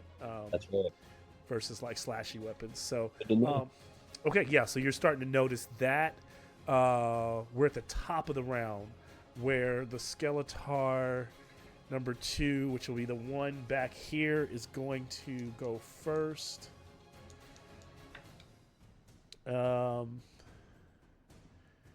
And it is going to that head goes flying back, it catches the head, and that head is like like there's like this mocking laughter running through the chamber, and it forces everyone within 30 feet. So if it moves up, which is practically everyone, 30-foot radius, to give me a fear check. So pretty much give me a willpower. It's forcing a willpower, not at Bane, so it should be fairly easy to beat. But yeah, everyone needs to give me a willpower check. And do we use the total number? The willpower, the actual total number, whatever your number is on your stat above, not not based on how many willpower points, but your actual willpower. Oh, thank God. Yeah. It's never based on that. No. Whenever you make a willpower check, it's always based on the full number. Yeah. Okay. Well, your willpower points is your willpower. Not technically. So technically, your willpower points are your willpower points. But yes, they're based on. But if my willpower is 16 and I'm down to 2 willpower and I need to make a willpower check, my willpower is still 16. Does that make sense? But my willpower points are only 2. That's the difference because they're points. Like, for example, hit points, they're Constitution. So whenever usually your max, that's usually where you started your hit points. But when you make a Constitution check, you only have 2 hit points left. You still make the Constitution check based on the ability number. So yeah, that's. Yeah, I meant like the max. Yeah. Okay. So yeah, give me that, and then. Is if it meets it beats a thing as well in Dragon Bane? Yes, it does. But in a good way? In a good way. Like, if your number's 12 and you hit 12, then you're okay. that is exactly what happened. Okay. And then if you failed, you roll a D8 to see what the effect is. And he fails. I'll pass. All right, Pass. everyone pass. Okay. Pass. Yay. And you get a pass. And you get a pass. All right, I'll Nice. praise you there. And Oh, so then- Malcolm, you're right about the rule. Leather and studded leather getting a +2 bonus +2 to bonus. bludgeoning. To- Chainmail gets a +2 bonus against slashing. Against slashing. Okay. Yep. Good stuff to know. So that creature tries to taunt, doesn't work. Kazan, you're up. Speaking of up, can I get up?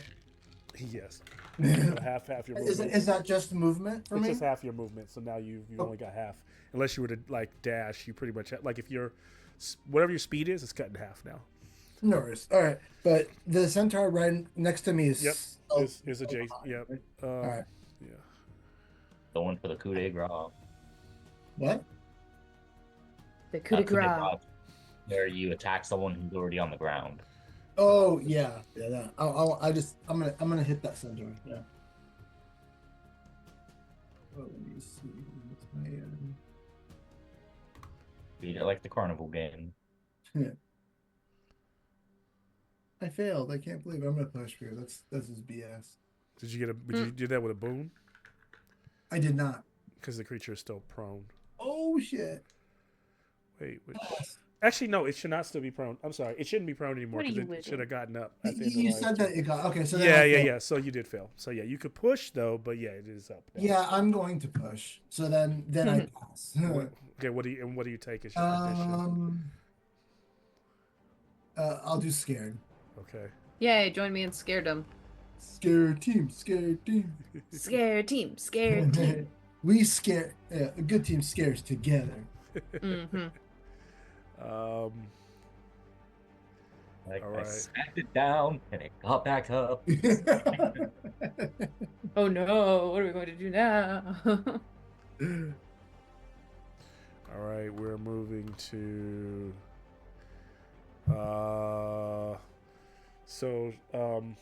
Let's see. Thaciana will try as well with her sword. She hits a 6, so she scores another hit, doing 3 points of damage, which pretty much cancels out as she rakes across one of the ribs, not doing very much damage due to the creature's armor. We then move. I never rolled my damage, did I? Oh, did you not? Oh yeah, give me damage. Yeah. You did. I was just sorry. I was just realizing. Nope. Yep. And then Ashton will be next.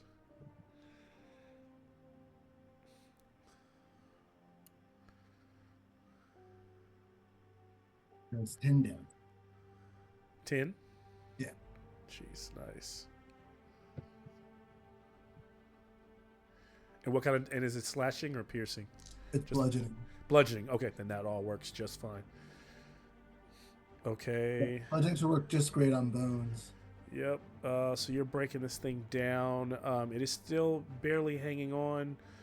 still alive, but it's looking like, this is looking like the next blow or two could be it for it, as it's kind of hobbling, ribs all caved in, trying to rear up and try to intimidate you and push back with its hooves. That's what I got there. Ashton, you're up.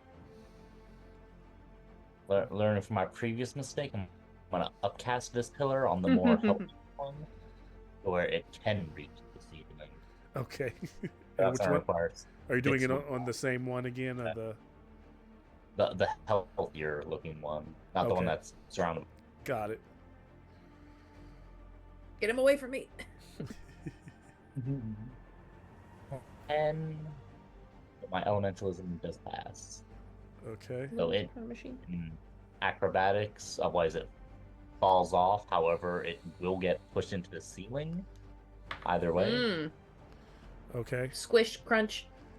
All right. It will fail. Get pushed into the Then ceiling. it takes. Okay. So it takes 2d6 from hitting the ceiling, and then whatever fall damage from 30 feet. Okay. Lol. Hit him with that old That'd be- 1-2. 3d6 for fall They damage. call him the piston. 3d6 for the fall damage. Yeah. So from hitting the ceiling is 7. What is my other d6? Is. And then additional 8 falling down.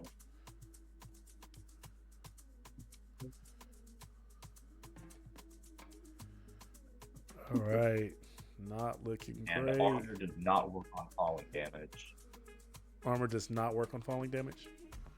Correct. Okay. That was just look how falling damage was calculated, and it mentioned Got armor it. doesn't falling damage. All right. And book states that. Yes. Okay. All right. Then they've taken that with. Okay, both aren't looking too hot. As the thing comes crash, kind of slammed into the Looney Tunes style into the ceiling, crushed for a moment, and then dropped as the stone comes kind of ripping out of the, back into the ground. It falls on the ground and kind of staggers up, bones falling all off of it, looking very haggard, but still able to be on those 4 legs and kind of wobbly. One of the arms is missing, the head is missing. And everyone. What is that? Running in line away from everyone. And then you're moving away, you said? Yep, away from it, behind everyone. Okay, yep. Over here. This leaves us, this brings us to Grajnar and then to Makeda. Sweet. So I'll still take a shot at that. The one on the right's on his way out, right? This one's on his way out, yeah. Oh, sure. Let's just do it. I'll turn around and just do a regular shot. Get him. Get him. Nice. 5. Okay. You can well, also Get him. always take what's called a like a called shot. Like if you're looking for the weakness, it will be at Bane, but if you hit it, it will not be able to use its armor. Sorry, I had a total brain fart. That is good to know. Thank you. Yep. And I was actually, I don't know why I forgot. I was actually gonna just pull out my battle axe and just go for it. Yeah, Fuck you it. got other. Yeah, you can just go in there and Yeah. attack that thing. Like you saw, was it? He usually Roshar's used to things going down quicker, so he puts that away, quickly pulls out the axe out of the side, and just charges. You got it. All right, I like it. I'll roll again. Good. All right, nice. Damage is. All right, let's see. 3 plus a D4. So 5 damage. He just comes in and just Yep, it is. you're like, oh, now that's annoying. There you go. Actually, nope, that one is. So, yeah, how do you kill that one? Just comes up. He doesn't even put his bow away. He just holds it on the side, and then he just pulls the axe out of the side and just comes up and just kind of swings Wow. Dang. like that. Slash this thing, kind of goes collapsing down to the bone. Xylophone And as the noises. bone slams to the ground, it comes to break up and you just kind of go into dust. Great kill. As this happened, camera whips around to Makeda. Because can you do a called shot if you're like using a knife instead of bow and arrow, or? Yeah, you can still always kind of look for, like, if you're going from melee, you can still look for that. I think it has. So actually, you know what's funny is it actually, now that I think about it, I always forget, but it only works on calling shot only works on piercing weapons. So for you, this would be. That makes sense. Yeah. It is piercing. Yep. So you could do that. Little knife. Kind of look for that. Sure. don't I you- will try. Sorry, you're okay. Go ahead. Sorry. I'm gonna try and do a sort of Horizon Zero Dawn, like slide under the thing's legs and like gut through where like all of the horse ribs are connected with no guts. Okay. Well, let's see if you hit a rib or not. So then it would be Bane, so disadvantage. Yep. Shit. And it doesn't hit. Oh, can always push it, but No, I already have the condition. okay. I already have a condition, and I'm the one that stole the stuff. I run in the other direction. I slide under it, pretend that was what I was going to do the entire time, and then keep running. I can picture you doing the exact same thing you did, but backwards. Like in a reverse. Reverse.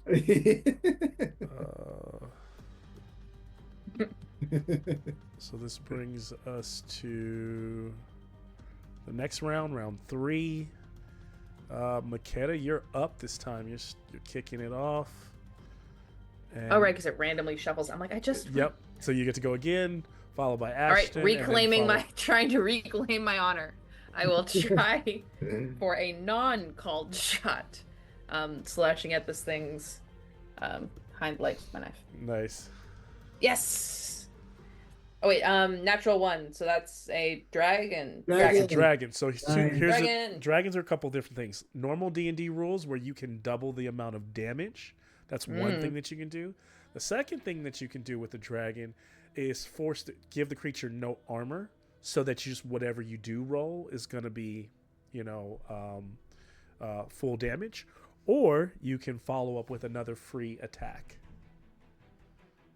I will follow up with another free attack. So you still would have to hit again. Okay. Yeah. Okay. So first, I'm going to do the damage for this first one, Okay. which is 8. Yep. Okay. And then second attack hits for 4. Okay. All right. So Stab, what was the stab, first stab, damage? stab, First stab. damage was 8. Yes. Okay. And then how much the second one was 4? 4. Okay. Stab, stab, stab. So you kind of go for the kill shot. You miss. You slide between legs. You don't really hit anything. You kind of like the blade click clatters I off. slide underneath, and then I Yeah. don't hit anything, But and then I then- try and make it seem like that was what I was. I was just trying Yeah. to position. Position. Then you're able to aim up, go for the leg. You stab down to this leg. This brittle bone breaks away, causing the back legs to collapse, causing you to give another stab there. And this time it kind of like sparks right between where the spine is, because the tail comes down low, and the whole thing kind of like shudders and lets out this guttural like scream. So close. It is still alive though. But you Run have away, done run away, a lot run of away. the major damage. You back away. up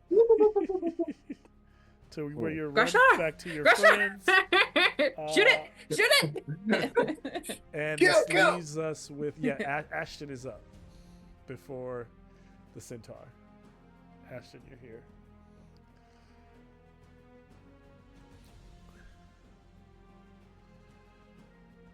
Did you step away, Jameson? Oh, okay, be there. Mhm. Old man noise. Ah. Ashton just has so much power. He just goes to sleep in the back of the fight. While it's going. He's like, "It's my turn." Oh. What? What? He's used Are we still God. fighting? He's like just nods off. Yeah. What do you? Got a lot of willpower, so I'm just gonna run towards the rest of the group. Okay. That's it. Yep. Just kind of goes in, gets some protection. The creature close to dying here will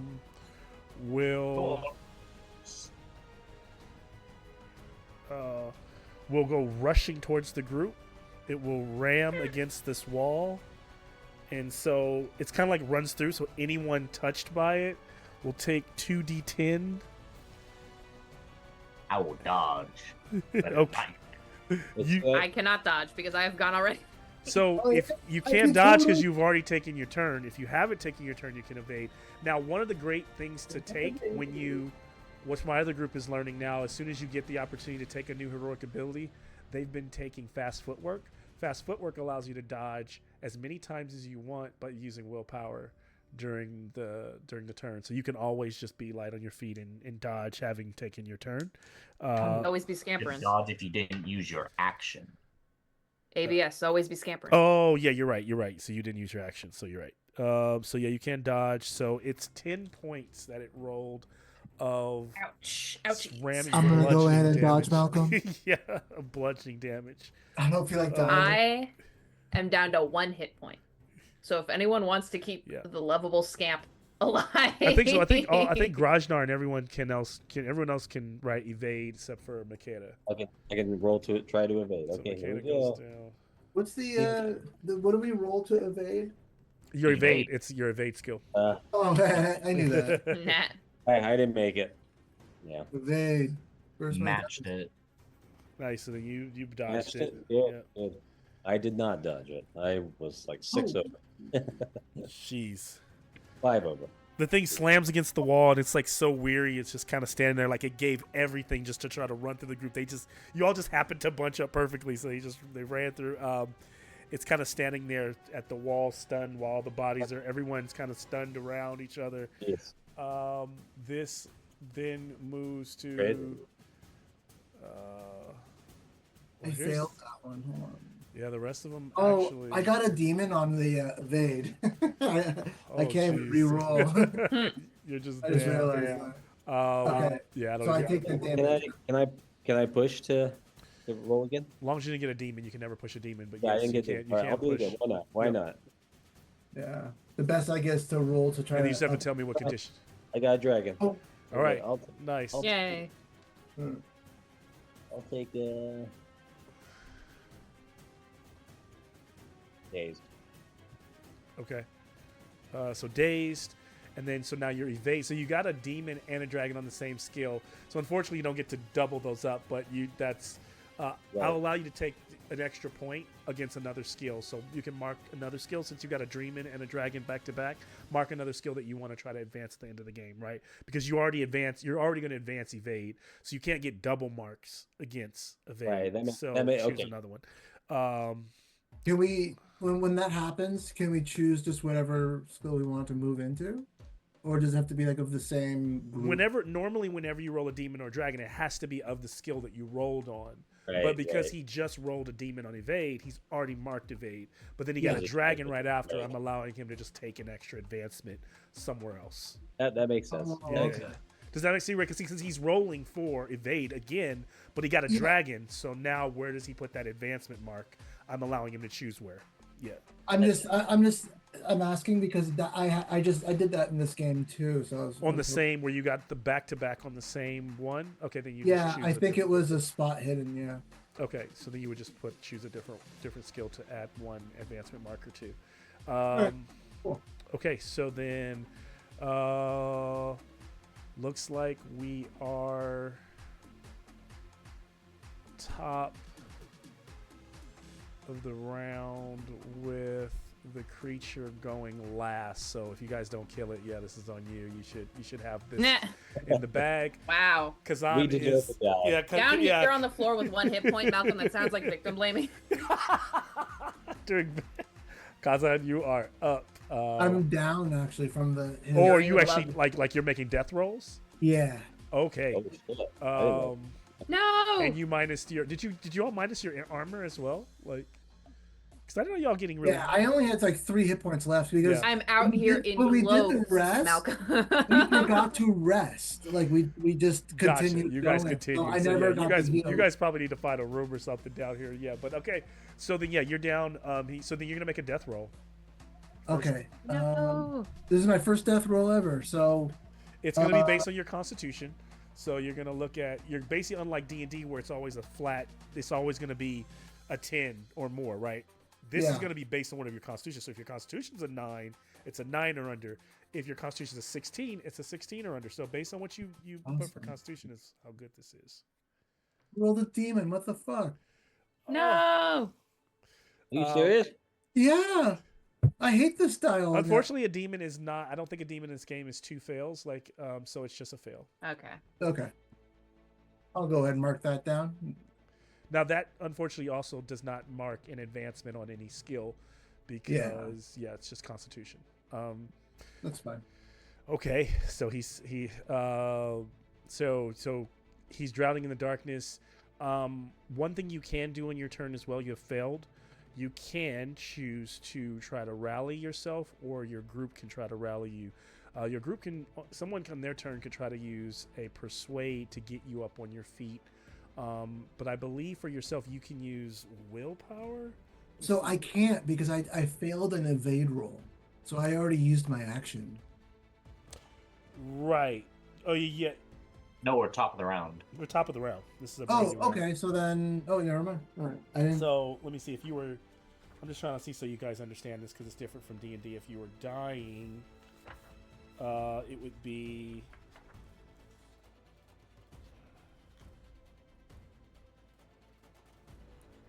Also, another thing I noticed this group doesn't you do a lot, but it's just because it's learning that difference between D&D is that sometimes there's good times to use your action, use a reaction, and reactions they do take the place of your action, your main action, unless you have certain heroic abilities that, like fast footwork, for example, like evading when somebody attacks you, that is a reaction.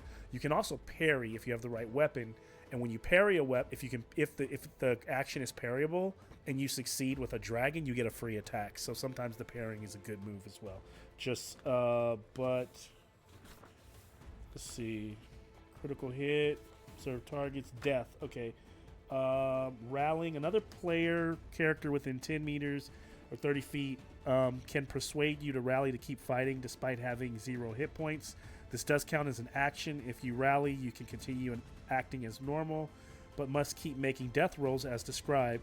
You can even try to rally yourself, rolling on your willpower with a bane instead of persuasion. So while you failed a death roll, you could try to do this and get up as your main action to stand up and move away from like where you're standing and still be in the battle. Okay.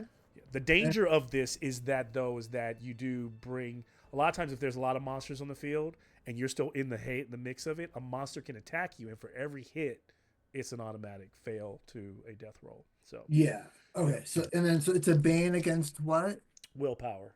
Willpower. Oh, okay. I failed it. Okay, so he's just lying on the ground. Nothing bad happens to you. You just don't. It's not extra to your death, so it's just you try to fight through the pain and just couldn't do it. You're just like crawling on the ground.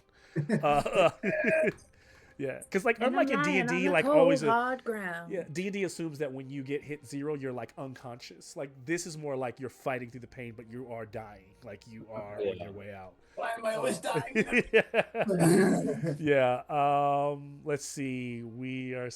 He's gone down. This leaves Grashnar is up next. So camera pans over. The creature is kind of gathering its bearings. It's with no head. The neck like bone is starting to look around towards where Kazan is. You're lying on the ground right behind it. What do you do? Lying on the cold hard ground. Oh. Rajnar, you're up. Oh, sorry. Yeah. So yeah, So I will. I know how it Yeah. is, man. You're fighting through we're closing out soon. So Oh, Yeah, okay. I'm not going to work tomorrow, so I'll be home. okay. I will. Take that frickin' axe and just pull a warhammer Yeah, nice. over. Hopefully, all being well. Oh shit! I missed. Damn it. Oh One- no. One over. Damn it. Okay. Can you push? Yeah. Why not? I'll have to put some. This will be strength, right? Yeah. So. Yeah, and then now remember, you always have to remember, like, for every condition you keep taking, more things you roll against will be at disadvantage. So, for example, we had this come up in our game where one of our characters died, and the way he died is because he had He eventually had gotten so many conditions he took sickly. So when he went down, he took all his death saves at disadvantage. Oh. Yeah, it And makes that got sense. him killed. Yeah, so it can start to like really compile, or Oh, absolutely. it No, can I start would. to it starts to like the tide starts to essentially turn against you through the amount of conditions you take in battle. Yeah, sometimes you just gotta let a turn go. Hmm. All right, 9 points. Slashing Okay, damage. 9 points. That will I'm do it. exhausted. Let's do How do you kill it in front of your before it can strike Kazan down? You know, or like its Yay. hooves are going up to like bring the hooves down on him. So Grashar, very dramatic, comes up, jumps in the air, and literally comes down like a classic hunter. Comes down with the axe right on the head, like right through Nice. the skull. Bones and dust as you just stand there triumphantly. All of you having done a wealth of amazing like moves against this thing. Everyone had their moment in this fight. Now here, that being said, we can't. We're still in that moment. So as triumphant as Grajnar is, what it slowly settles in is that your friend is still down and dying. So that means we move to Ashton. I'll go over and perform a medicine to. Yep. Does anybody have bandages? If you don't have bandages on you, you will make a healing check at Bane. Everybody, if you search my body, I have some bandages. And then when you use the bandage, it is removed from your item. So like they can't be reused. Yeah. So yeah. So I get it. I bought them because I had a feeling. that's fine. So if he's got them on him, you can start using those. So you can take the bandages. I'll allow that. And go ahead and make a straight roll healing check. If he succeeds, he automatically gets D6. Yeah, I won't use the bandages because Okay, I'm yeah. confident in my healing skills. Oh yeah, it's got magic. Sweet. Oh wait, your healing skill is what? 14. Okay, but you still roll without bandages because are you using magic? You're not using magic. You're just using your healing skill. No, just using the healing skill. Whenever you don't use bandages, you still roll at Bane. So that 14 is going to be you're not going to use the bandages. So you will roll at Bane. Yep. Okay, he's rolling at Bane. Nice. Wow. I don't want the snake oil. Pass with a 14. Okay, nice. So he's just covering his hands in the blood, like, oh, put pressure right here. I don't need the. Kazan keeps trying to like pull out his bandages. Don't waste these on yourself. I might need it later. The Grashnar, after displaying his strength and finesse, like after that thing just crumbles, immediately shows that he's both dazed and exhausted as he just goes in the corner and just kind of collapses. Down. Look at 2 conditions, yeah. As everyone sits there, breathes a sigh of relief. The monsters are no more. Kazan, you are back with us on the side of the living. Oh my God. Roll a d6 and you can take that much life back. Oh, I rolled a 6. There you go. Great, you can carry me out of here. I have 1. Yeah, I will. You simply had a bone stuck in your spleen.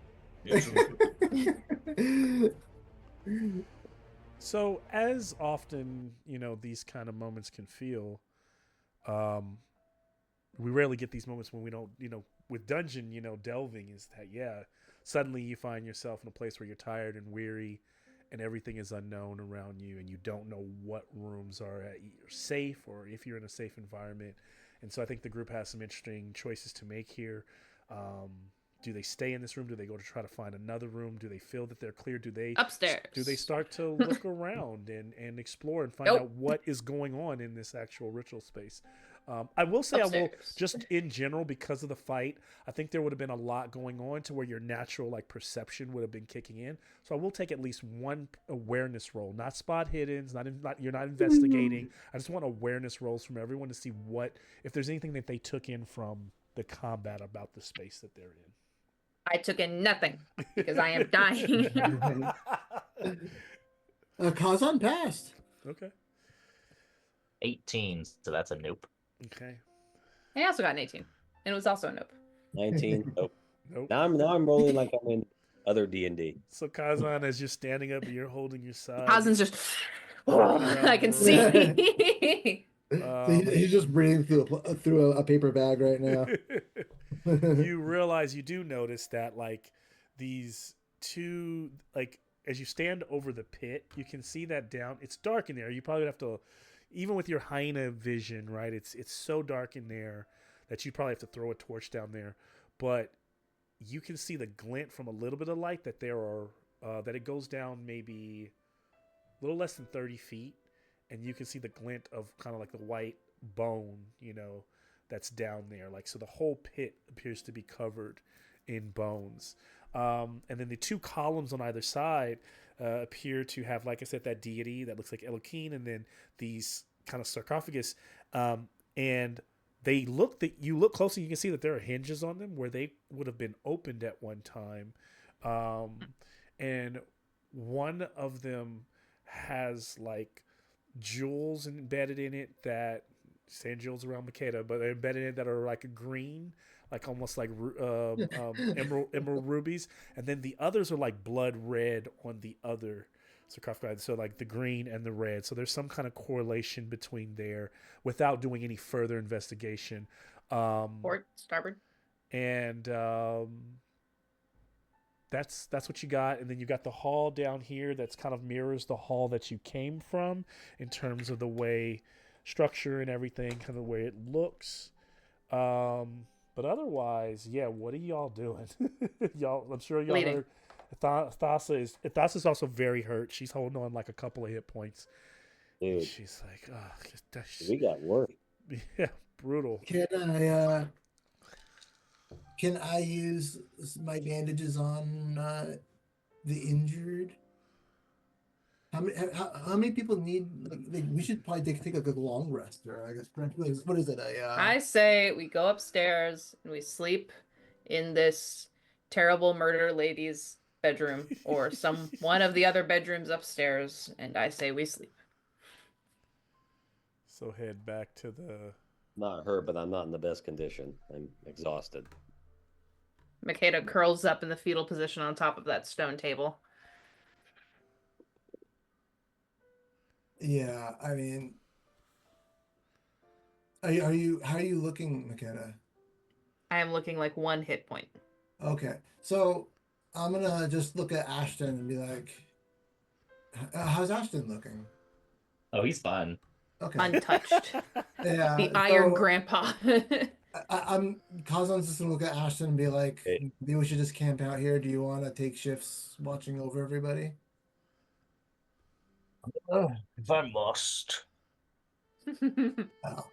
I'll give you the first shift since you're looking pretty good, and I'm just gonna fall down.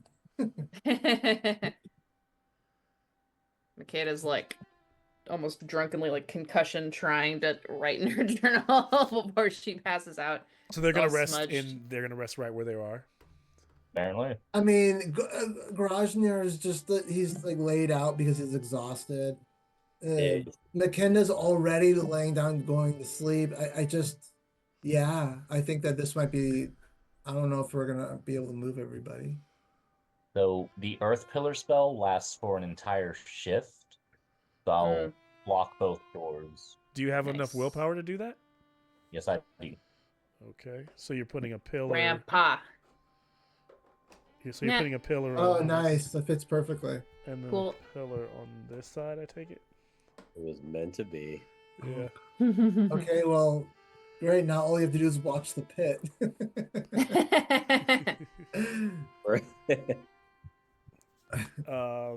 Can Jumbi doesn't have that spell. Now He has a here's the different kind of funny magic. thing about this is the one thing that makes this very different from D&D. You Yeah. all will have to make a bushcraft check to succeed Right. for you to actually. Now here's the thing: if you have a large tent, which I don't think this group We do. okay, one person can make the bushcraft check to. And here's the thing: it doesn't.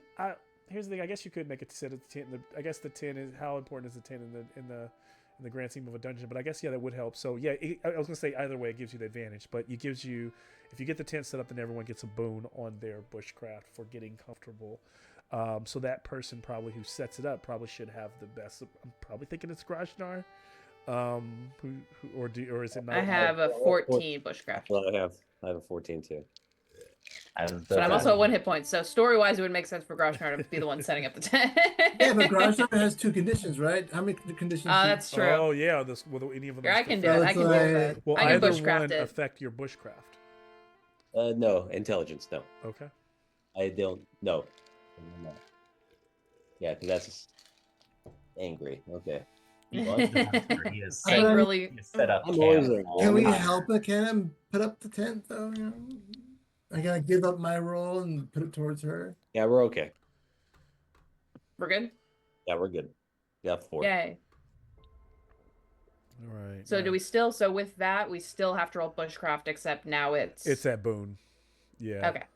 And we want to get below our bushcraft in order to chill. Yes. Yeah. Boom, bushcraft. Damn it! Motherfucker! You're just too hurt. You're too distracted. Too hurt. Everything hurts. It's throbbing. There's no comfortable position. I'm tossing and I'm turning. There's a bruise everywhere. Ugh. Let me see here. What are my actions? 'Cause I can do something. Like an injured dog, just keep standing up and like turning around and then laying back And down. you and can getting up push. You can push, but If you push something that's at Boone, do you just roll again with Boone, or do you just roll it normal? wait. If something's at So if Boone, if I'm pushing something that's at Boone, do I roll again at Oh. Boone, or am I only rolling it the No. flat roll? Boone's stack in this game, so you could get 3 boons. So you could get 3 d20s, 4 d20s, and take the lowest result. So yeah, you can stack a boon. What would I want to? I forget push about. I always for? forget that too because I think of D&D, but like boons do stack in this game. And when you do a long rest like we're doing now, does that also allow you to remove one thing if you pass bushcraft? Well, if you pass the long rest and you all get through the long rest, then you're going to clear all your conditions. You're going to clear everything Okay. like in D&D. Now, if something, let's say a dragon bursts through those stone pillars, then you would just get the stretch rest, right? And then we would start a new combat or something like that. Gotcha. If Oh, something, if I'll I something, do it. want to if- leave, guys. I don't know why, but I I'll really want to go now. All of a sudden, I'm really anxious about what's in the hole. I'll push and Yeah. I'll say that I'm sickly or whatever the constitution affected one is. Okay. Exhausted. I'm scared. I'm exhausted. I'm at 1 hit point. I'm gonna push and roll that. all right. And we're good. And everything's fine. And Makeda can finally sleep. Oh, cute. And their little tent. The sweet. Oh, and it fits all of us. That's so cute. That's funny. Home sweet home. So We did, Honk just shoe. get that inside of a did dungeon. everyone finally succeed? Yeah. Okay. Thank you, Jesus. So That's Jesus. the first couple of hours are the most intense. You constantly are hearing outside the tent banging and echoing around the chambers deeper, Well, things moving around, and then for that first hour you notice that from this direction, from this side, something is constantly scratching and skittering on the pillar on the other side of sucks. and Athasa is like, I know something was on that side. I remember I knew something was there. I saw the shadowy figure on that side. Norm at the end. And then later on, around the second hour, you hear the skittering and the scratching on the other side of the other pillar. So thankfully, Ashton put these up because there would have been Thank you, something Grandpa. in this room. After that second hours, it kind of quiets down and it just becomes a quiet, dormant place. And you start to notice something that is interesting, that while the air was kind of stale for a while, strangely enough, it's not as bad here anymore. Or maybe you've just gotten used to it.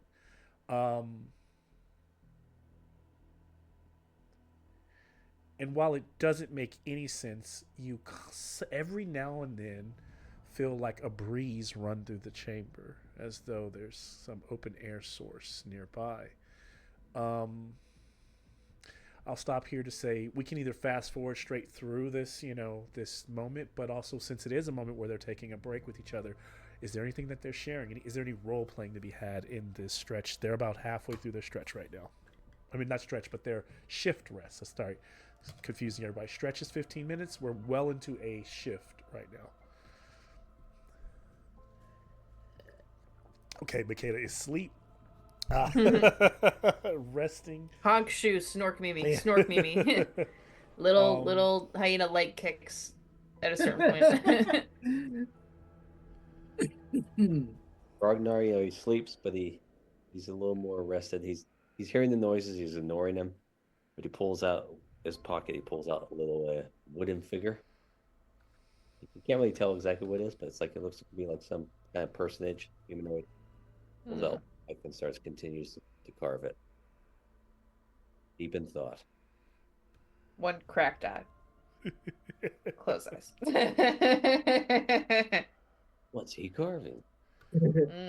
A mystery for another Makeda, evening. since you are trying to go to Makeda, since you're kind of like the one deep or trying to get some sleep and rest your body, can I get a willpower check from you? And that's of Just- the number as a whole, not Yeah, as it as is. a whole. While that's happening, Kazan's gonna Yay. Kazan's gonna sit next to Groznyr. And Groznyr. And sorry. And he's gonna just kind of tip his head over to where Groznyr is, and he's just gonna be like, I'm sorry I called you what I did. Don't mention it. But I want you to know, you don't ever slap me again, or else my hammer will connect. He's carving. Carves a little bit. Doesn't even look at them when he stops. He just kind of looks at them for a second. Says, kind of shrugs. All right. Whatever. Single eye open, ear twitch, ear back down. And eye then closed. Kazan's gonna just not pat you on the shoulder, but really like friendly, just pat in the shoulder and be like, thanks. And he's gonna go and curl up next to McKenna to go to sleep. Like a puppy. Ashton will Yeah, outside and we're a pack. It's totally normal. Back We're to a pack. Don't make it weird. yeah, we're a pack, but we're back to back. It's totally totally cool. Grandpa. Yeah, like Ashton's gonna go out and kind of look at the statue and kind of remember the other statue and kind of see how they differ, or if they're exactly the same. One's green, one's red, right? Mostly the No, that's same. Except for one is like dipped. This one's kind of been like covered in this like gold, adorned in like a gold that's like been flaking off over time. And I'll either take a spot hidden, or I'll take a Myths and Legends, or I would take your actual spell casting ability. But I will say what you get from each one will be based on that. So the magic will be more of a magical feeling, and maybe any lore connected to magical presences that you get, while myths and lore might be more about the statues and things like that, where spot hidden might be about seeing certain things in the room that you didn't see before. I think I'll do spot hidden. Okay.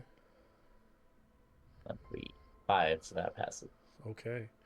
So when you're looking at the statue of Elohim, what you notice is this statue clearly has a staff that the other one doesn't in the hand where it would hold up, and it does look like the hand is like a lever of some sort, like the staff is a lever of some sort, and it might be connected to another lever somewhere in the room, or it might be that you climb over and pull it.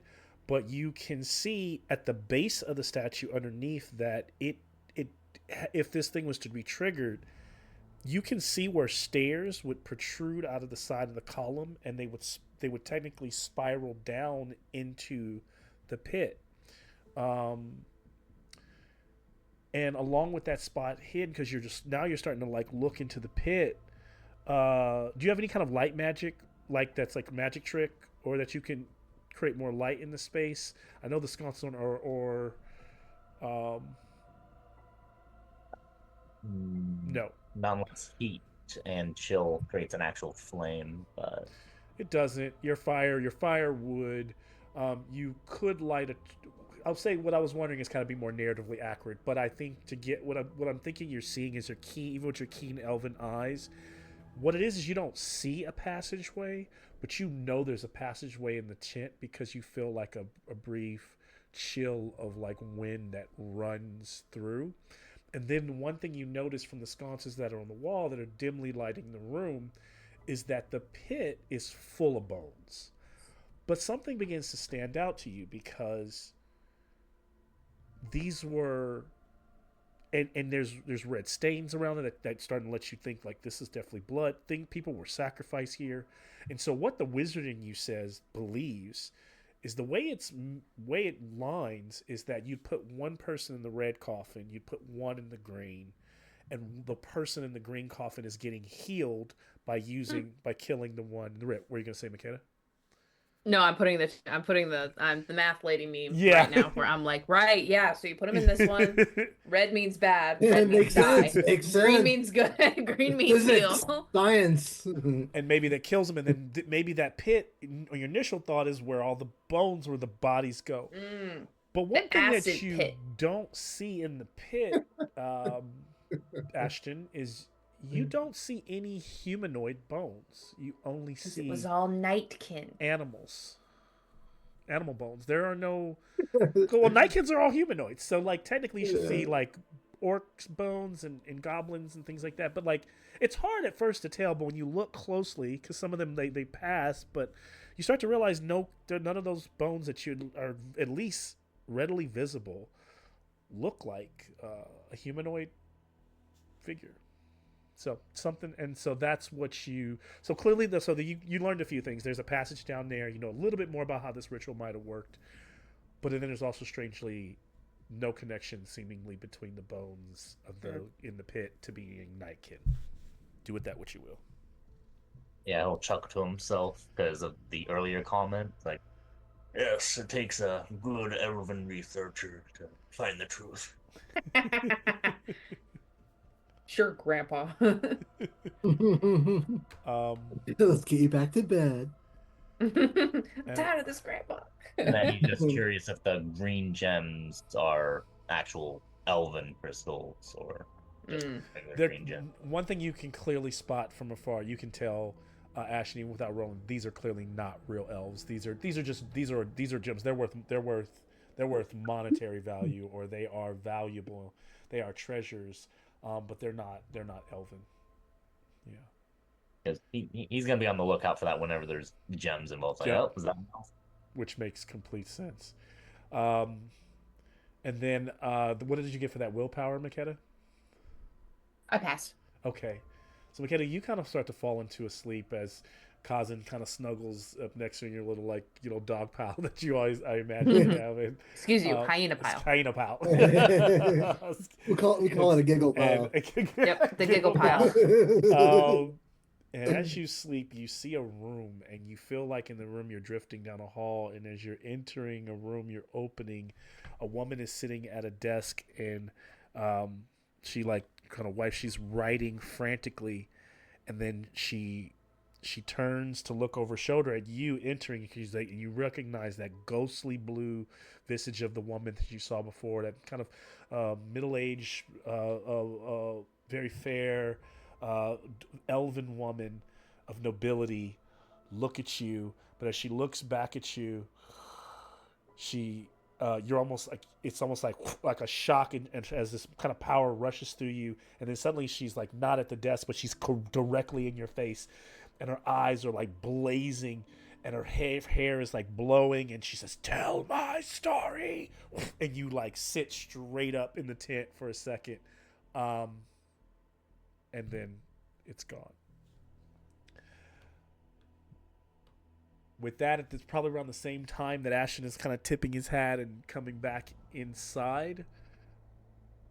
Makeda's eyes are wide and she's like panting. Wow. And she looks up and she's like, I don't know your story. You need to tell me first. You need to go use the bathroom as well. No, I'm getting dream invaded by that ghost lady. Well, no, got a spell for that. Darn. She says, is this like an elf? Am I I almost said grok, but that is not canon in Dragonbane. Am I grokking this correctly? Is this? I'm sorry, did somebody call me? It's What not were like an you- elvish. Wait, what was the thing that you're using? Grok. It's from From Strange New the World. city. Oh, gotcha. And grok that.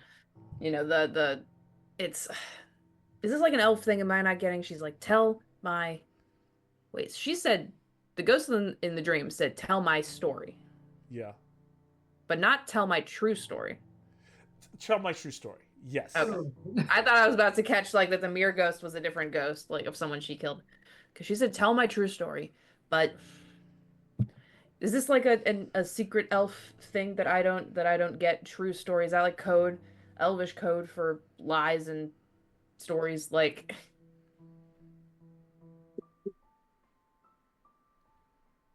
Well, sounds like you're just dreaming about, which is very good. Just tell the truth. the truth. Okay, listen, Pops. I don't want to be the one to teach you this at your age, but the truth is whatever people make of it, right? Truth can be one thing, truth can be another thing. One thing can be true to different people, right? There's a lot of different ways to get into truth, and I'm frankly scared that this ghost lady means one. I'm not going to be able to get it for her. Well, we can search more for the truth in the morning. Use your eyes, your nose, your ears. See what your little paws can touch. Find the truth. Also, she says truth.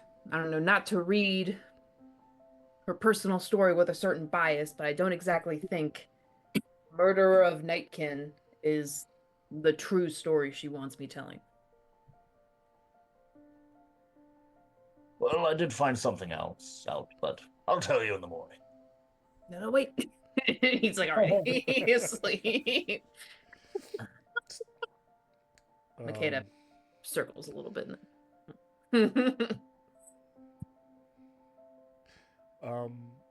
And so as they all She does a quick prayer mentally to, is it Ishru, the god of trickery? Yes, issue. Ishru, don't turn your eye on me, and also keep that witch lady from seeing me too.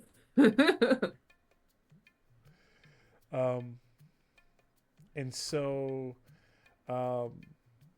they begin to fall asleep and kind of going into that deep place. And Makeda says that prayer. Can I have a constitution check from everyone on who's the first to rise in this next? And then how long do your Ashton, your barriers stay? How long again? For a stretch. For a stretch. Okay, so right around the stretch, yeah. So here's the thing, and what I'm going to do is that so basically whoever's waking up is waking up before those are not even down yet. They're still up. So I just want to make sure that's clear. Your barriers are up, but because I imagine you're going to wake up. Your point would be able to wake up and to secure the room right before those barriers go down. So right. No, it's a shift. I misread that. What's that? They last a shift. A shift. So that's right around 6 hours. It's usually it's give or take. It's 6 to 8 hours in a free league typically game. So that's fine. Okay. So Constitution checks from everyone. Very high. I'm asleep still. I'm good. I'm good. I'm past. Okay. I failed. Who passed the best? Who's got the lowest number? That's what I want to. Got an 8. I got 10. Ooh, I got a 13. So yeah, I heard 8. Classic grandpa waking up at 5 a.m. So yes, it's Ashton, right? Who's up? Who said he was going to tell Makeda? And then is it Makeda after, or is it? Makeda is dead last with an 18. Yeah, so it's Grashnar is waking up, I think, right after, if I wasn't mistaken. Yeah, it was 10. Fossa is down. She's still asleep with.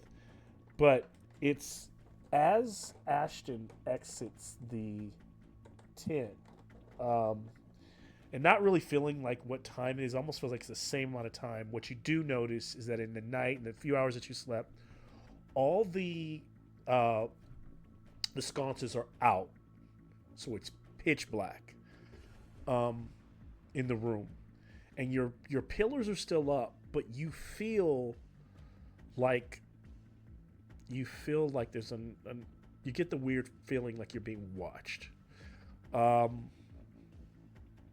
What do you do? I will try to recall where a sconce is and go attempt to relight it. Okay.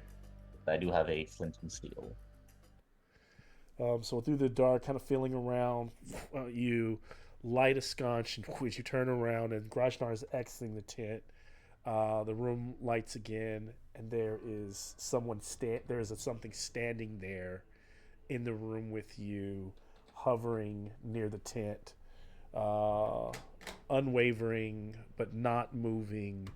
Grajnar, I imagine that you kind of are shocked and kind of go into a defensive stance as you see this thing.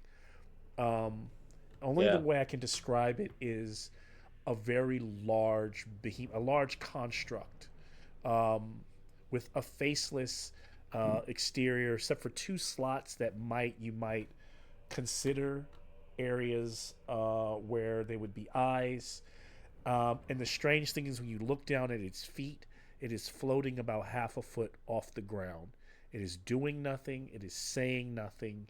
It is just there.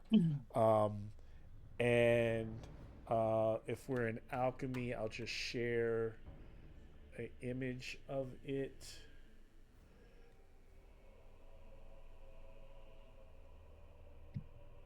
This thing is just floating there next to your tent. And it's just looking up like that too. Just kind of. Oh God. Freaky. What do you? This right now, the only people that really can make this action are Ashton and Grajnar. What do you do? I'm jumping right in. I want to look at it, but shit, I'm sure. I think if it was hostile, it would have done something. One more time. Where is it in the room again? Right there. It's right friggin' there. Yep. Oh shit. Yeah, weirdly too close, right? It's like space, buddy, space.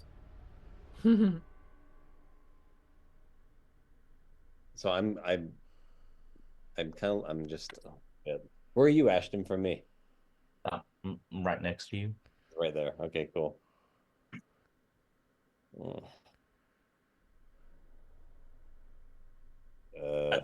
Slowly get back in the tent. Yeah. He does that. I kind of look at him like, are you freaking serious? And the next, I slay back in and follow him. Yeah. Michaela's like, The blanket over her head. And as you all do that and just sit there, but Michaela, like, I imagine wakes up. Imagine you're looking and Thassa and Kazan are looking like, wait, why do you guys look like that? As you don't hear anything, nothing's moving outside the tent, but as you just kind of like literally just almost acting like I don't want to deal with this right now, the group just kind of sits there in silence. And that's where we'll end. We'll crash to black and end. The session should be called moving outside. Nope. Yeah, no.